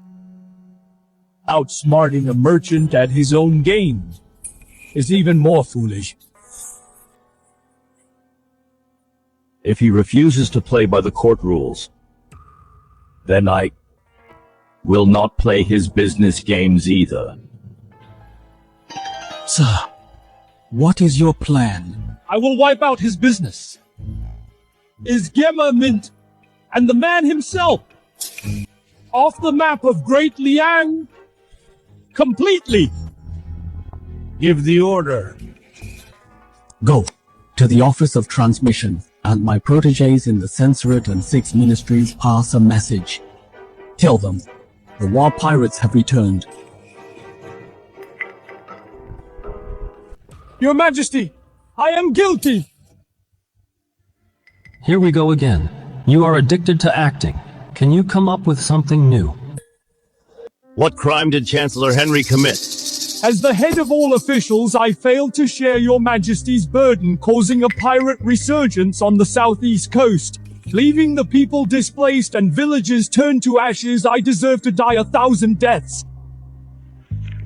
This is an urgent 800 Li Express report from Zhejiang's governor. A month ago, dozens of pirates raided a fishing village in Pacific Prefecture, burning, killing, and looting, causing heavy casualties. All valuables were completely looted. Keep going. Your Majesty, the pirate threat has a long history. Why is it never eradicated but only growing worse? I have thought about it and finally found the root cause. The root cause is opening up maritime trade. What an old fox. He strikes right at the snake's weak spot, picking the weakest link to attack. Father, I believe what Chancellor Henry said is far too alarmist. Has your Highness been in the High Court for so long to forget the hardships of the people? Chancellor Henry, that is a vicious accusation. Watch your words. Your Majesty, pardon my bluntness. It's exactly because of the open sea and endless merchant ships that pirates have targets to loot. It's exactly because of the open ports that pirates have entry points. Although the pirate threat is urgent, opening up maritime trade was vital for economic prosperity. If for a minor ailment, we close our borders, then how will Great Liang expand its territory and achieve grand ambitions? So according to your Highness, maritime trade tax profits matter more than the safety of millions of Great Liang's coastal residents and a century of maritime border peace. For a little trade profit, you'd forsake the safety of ancestral lands. That is putting the cart before the horse and a move that ruins the nation. I implore your Majesty to prioritize the state and the people's safety. Reinstate the maritime ban. Not a single plank shall enter the sea. I second that. Please reinstate the ban, Your Majesty, to bring them peace. We second that. This matter is of great importance. We'll discuss it in 3 days. Court dismissed. The sea ban. So this is his trump card, a truly fatal blow. Wiping them out completely, leaving absolutely no way out. Chancellor, your move is a stroke of genius. Even with Ethan's supreme abilities, he could never have expected that we'd strike via the sea ban policy. Indeed. Once this policy is enacted, his Gemma mint snow salt, and seafaring fleets will all become useless scrap. Let's see how he survives this.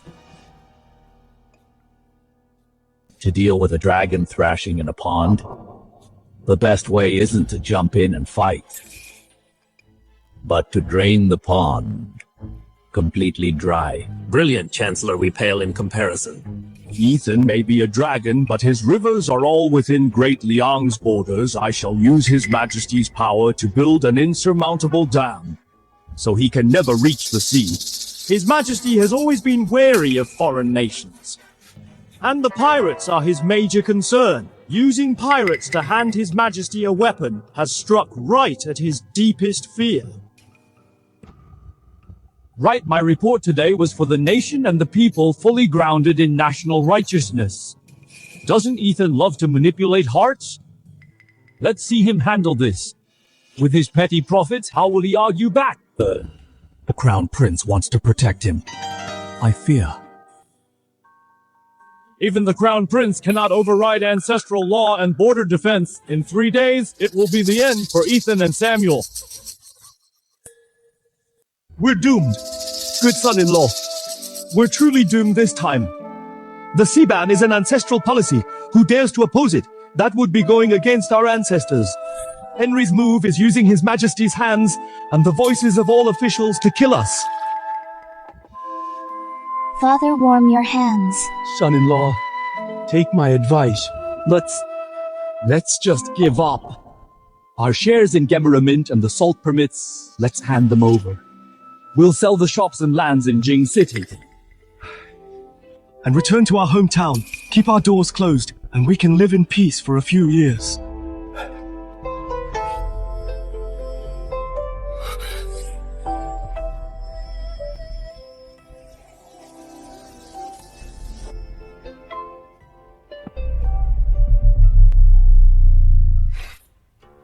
Father-in-law, what do you think to His Majesty is the most important thing? Naturally, it's the Shao family's empire. Exactly. Henry thinks with ancestral laws and border defense, he can block all my paths. But he doesn't know what I'm about to offer His Majesty is precisely tied to the fate of this empire.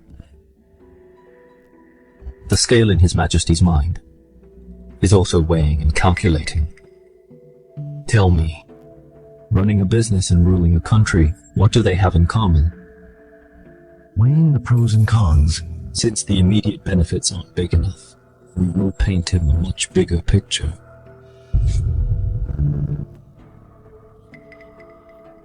Paint a picture. Walter, prepare the carriage and gifts. I'm going to Greenfield again tomorrow. My lord, I am Ethan. I'm here to treat you to some wine. You brat. What trouble have you run into? I don't drink just any wine. I understand. Last time I was here, I smelled the aroma of aged wine in your room. This is the finest nectar from abroad. Please do me the honor of tasting it. Tell me first what you want to ask. Then I'll decide if this wine should be drunk. I'd like to ask you to come out of retirement and submit an essay to His Majesty for me. You want my endorsement? Yes. Your place in His Majesty's heart cannot be matched by Henry. No, you may leave. My lord, just hear me out. If you still refuse, I will leave immediately.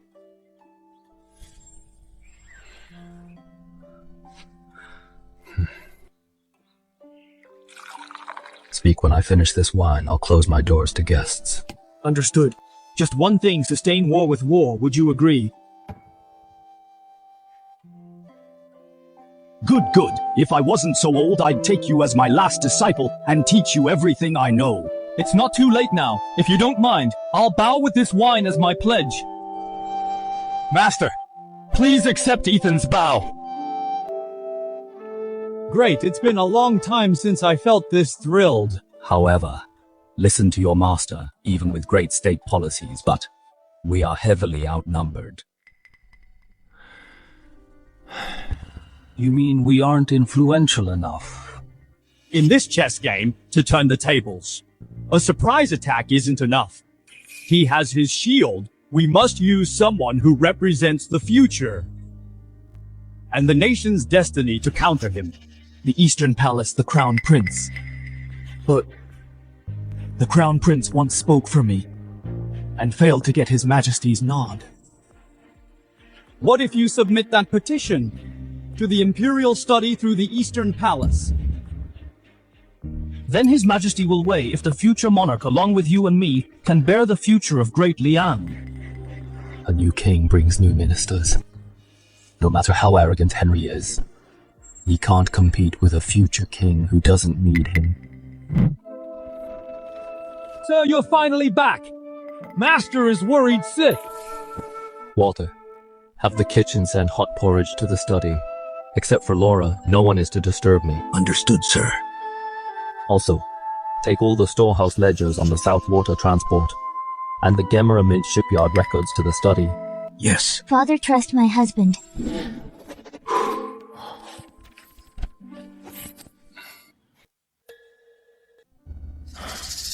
Tomorrow is the 3-day deadline. If the maritime ban is enforced, the future of Great Liang. Your Highness, the Shen family sent someone to deliver something. Quick! Bring it to me! The future of Great Liang lies in the sea, not on land. Open the sea trade. We can establish maritime trade offices to collect commercial taxes widely. 1 year of revenue can match the South's autumn grain tax. After 3 years, the treasury will no longer face deficits. With the tax silver, we can build a royal navy. Within 10 years, we will have an invincible fleet ruling the 4 seas. Pirates and the like can be wiped out effortlessly. With a strong navy protecting our merchant ships, we can spread Great Liang's prestige overseas. 10,000 nations will come to pay tribute in no time.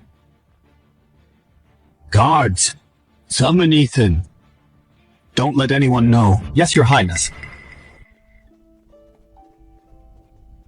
Your subject Ethan greets the Crown Prince. No need for formalities, sit. I want to know if what you wrote in the policy essay is truly a brilliant strategy in your mind, or an impossible pipe dream. To answer Your Highness, I don't know about brilliant strategies. I only know how to crunch numbers. Have you ever calculated how much silk Great Liang produces a year? If the maritime ban causes it to rot in the South's warehouses, how much the loss would be? If we export it by sea, how much silver it could fetch? If fishermen can't go to sea and lose their livelihoods, how much else is lost? If we open the sea and build ships, how many carpenters and blacksmiths can feed their families and make a living? What you said is exactly what I've been thinking, but no matter how good the blueprint is, it's still just talk on paper. Behind Henry stands a court full of conservative officials. Once this is implemented, it will surely shock the whole nation. What if we add Mr. Leo? Mr. Leo, can you get him out of retirement? I am honored to be guided by Earl Leo and accepted as his disciple. My master personally said he is willing to fight for Great Liang's future. If we fail, you'll be doomed forever, and I will lose all prestige, shaking the foundation of the state minister Ethan. The risk is too great, so great that I cannot afford to take it. Your Highness, a ruler preserving the status quo can keep Great Liang stable for a century. But only a pioneering ruler can create for Great Liang an unprecedented golden age. Your Highness, are you content to just preserve the status quo?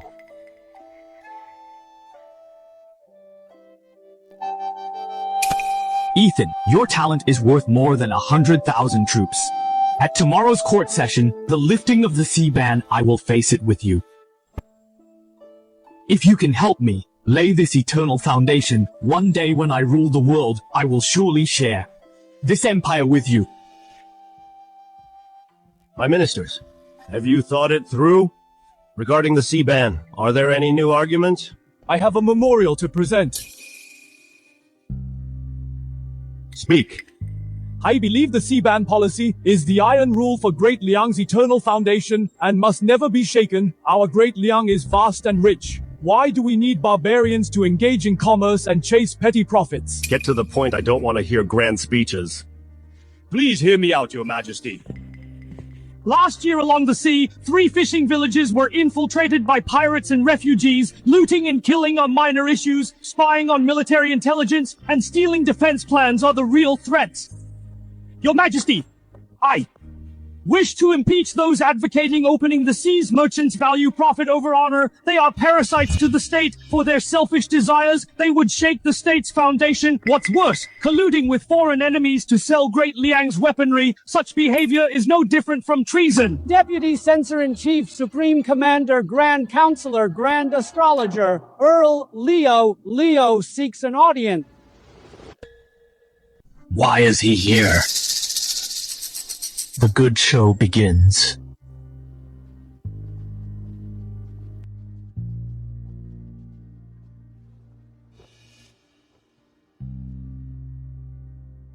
Your subject greets your majesty. Your majesty, long may you reign. My loyal subject, please rise. I heard you returned to court, and I am very pleased. Previously, Chancellor Henry mentioned the maritime ban and border defense. I want to hear your opinion. Your Majesty, Great Liang has endless coastlines. Better to regulate than to block. Banning won't completely stop it. Rather than letting citizens become smugglers, the court should find a way to legalize it and turn a crisis into an opportunity. Mr. Leo, you've been away from court for long. How would you know the hardships of governing? I lead the Secretariat, the 3 departments, and 6 ministries. None of these are trivial. A slight move affects everything. Could it be Mr. Leo wants to share my burden? State affairs concern us all. Since my words displease Chancellor Henry, let's invite the Crown Prince to speak. I see Mr. Leo came here for the Crown Prince to pave the way. I am not here for personal gain today, nor for factional disputes, but for the eternal foundation of Great Liang. Chancellor Henry, I have been retired for years. His Majesty invited me multiple times to be the Crown Prince's tutor, but I politely declined to avoid ministers' suspicion and stay clear of factional disputes. Enough. Crown Prince, what is your opinion? I believe the ancestral border defense system shouldn't be changed lightly. However, times have changed. The law must advance with the times. Opening or banning the sea, which matters more, can be figured out with math. Data and ledgers won't lie. Father, please take a look. This is the policy paper I ordered Gemra Mint's agent, Ethan, to write the pros and cons of opening the sea. The account ledgers clearly record the revenues and expenses. Now I want to ask you, Father Chancellor Henry, and all ministers, beyond the seas, rare treasures pile up like mountains. Great Liang, why don't we take them? If we sustain war with war, why wouldn't we dare?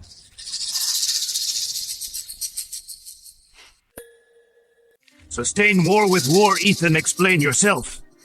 In reply to your Majesty, what I base this on is sailing to the Golden Continent and taxing trade with the Spice Isles to fund our naval forces and repel the pirates. In an endless cycle, we expand our territory. Ignorant child. What Golden Continent or Spice Isles? I've never heard of them. Seeing is believing. I dare not debate Chancellor Henry with mere words. I implore your Majesty and all the lords present to look at something. Granted.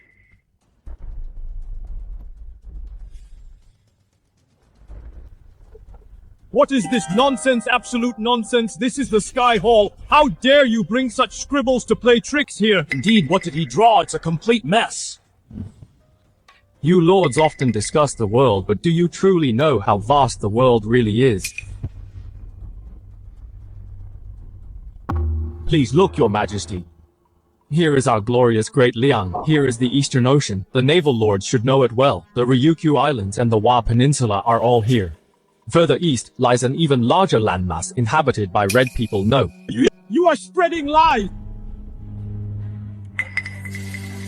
Chancellor Henry, as for the Eastern Ocean map, the Ryukyu king once offered it as tribute.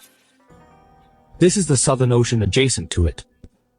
Is the Golden Continent and the New World. My lords, you always say the pirate threat is hard to eliminate, but across the ocean are countless nations 100 times richer and stronger than the Wa state.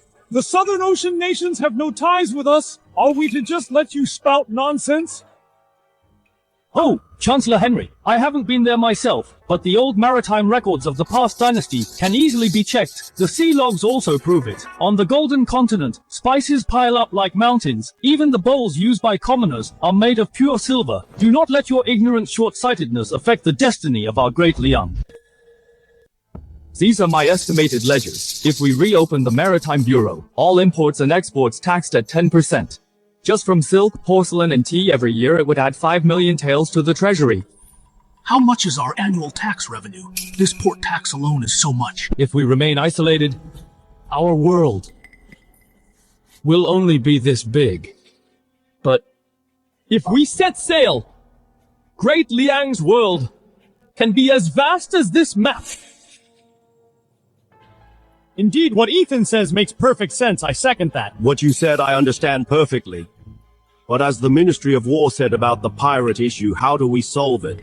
If for 5 million taels we lose an inch of our land or harm our people, no matter how much silver, I would rather decline it. Your Majesty is wise. Such merchant talk only sees gold and silver with no regard for the nation. Prime Minister, calm down. What I just proposed is merely the profit of lifting the ban to build Great Liang's first unprecedented and invincible navy that is sustaining war through war. I only have one question. Where will the money come from? Forget 5 million taels a year. Even 10 million might not be enough. The money will come from this vast ocean. The Maritime Bureau's tax silver won't go to the Ministry of Revenue. We'll establish a Navy office with earmarked funds used entirely to build a fleet and recruit sailors. Nonsense! If this tax doesn't enter the treasury, how can the Ministry of Revenue balance the books? Are the Ministry of Revenue's debts not enough already? Once the Navy takes shape, it will immediately set sail to wipe out the pirates and clear the routes. The safer the routes, the more merchant ships will sail, and taxes will naturally rise. It's an endless cycle to build an even stronger fleet, allowing national power and wealth to snowball and continuously grow. Father, such a brilliant strategy. I implore you for Great Liang's future to approve it. The theory sounds good, but that invincible warship you mentioned compared to the wavebreaker you presented must be even better. If even Gemmer Mint hasn't built one, who else can build it? Your Majesty, I, along with Gemmer Mint, have built a half-scale concrete warship. Please proceed to the dock to take a look. Concrete warship. Your Majesty, the dock beneath my feet is built of special concrete, incredibly hard. What is this? It violates the rules. It completely violates the rules. This material isn't wood. How can it float on water? Then launch it. Put those lead blocks onto the deck. Men, bring a hammer.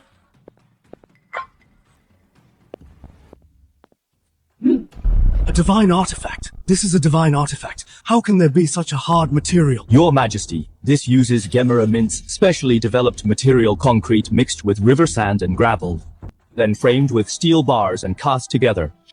Its sturdiness far surpasses any wood.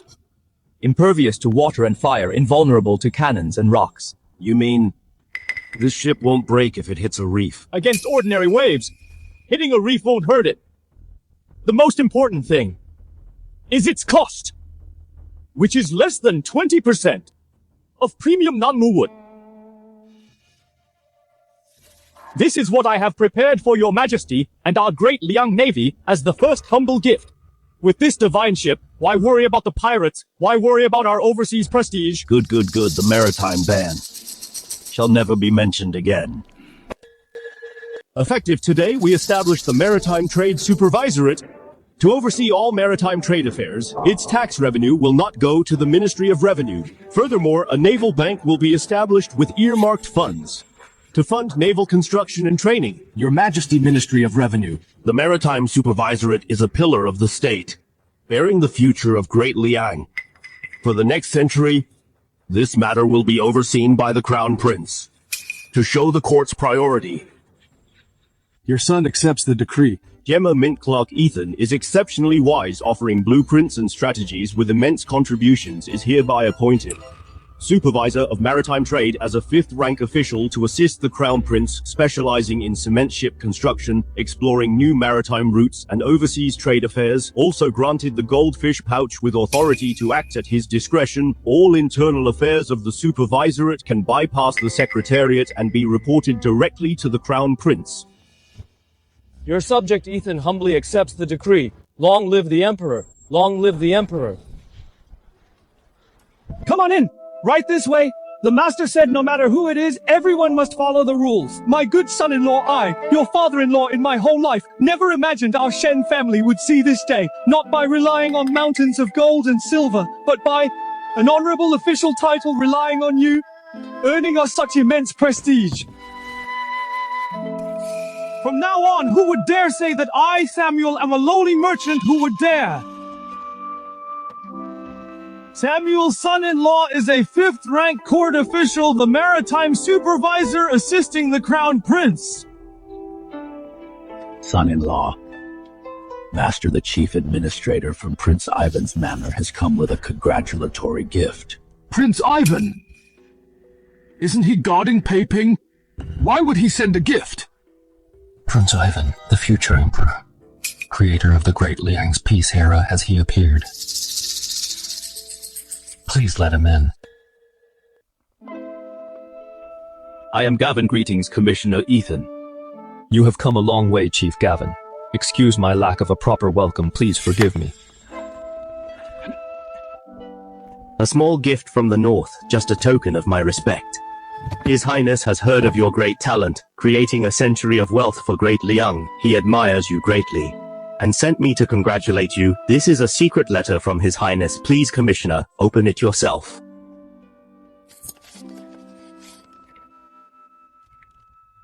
I heard the concrete warships you presented are indestructible and incredibly mighty. If our northern navy could use them, we would surely destroy the Tartars. I wonder if I have the honor to learn from you to relieve the North's suffering. Prince Ivan cares about the state guarding the border. He has done a great service. I admire him deeply. Once the Maritime Commission's affairs are on track, if there is a chance, I will surely seek his advice on his iron military discipline. Then I will excuse myself. Farewell. This prince is up to no good. Father-in-law, you are wrong. Henry is a wolf in plain sight. He bares his fangs, wanting to swallow us whole, to satisfy his appetite, but this prince is a tiger lurking deep in the northern mountains. Wolves want meat, but the tiger probably wants the entire world. My good son-in-law, countless hardships. We have survived them all. Even if ahead a tiger blocks the way, the Shen family will do whatever it takes to carve out a glorious path for you.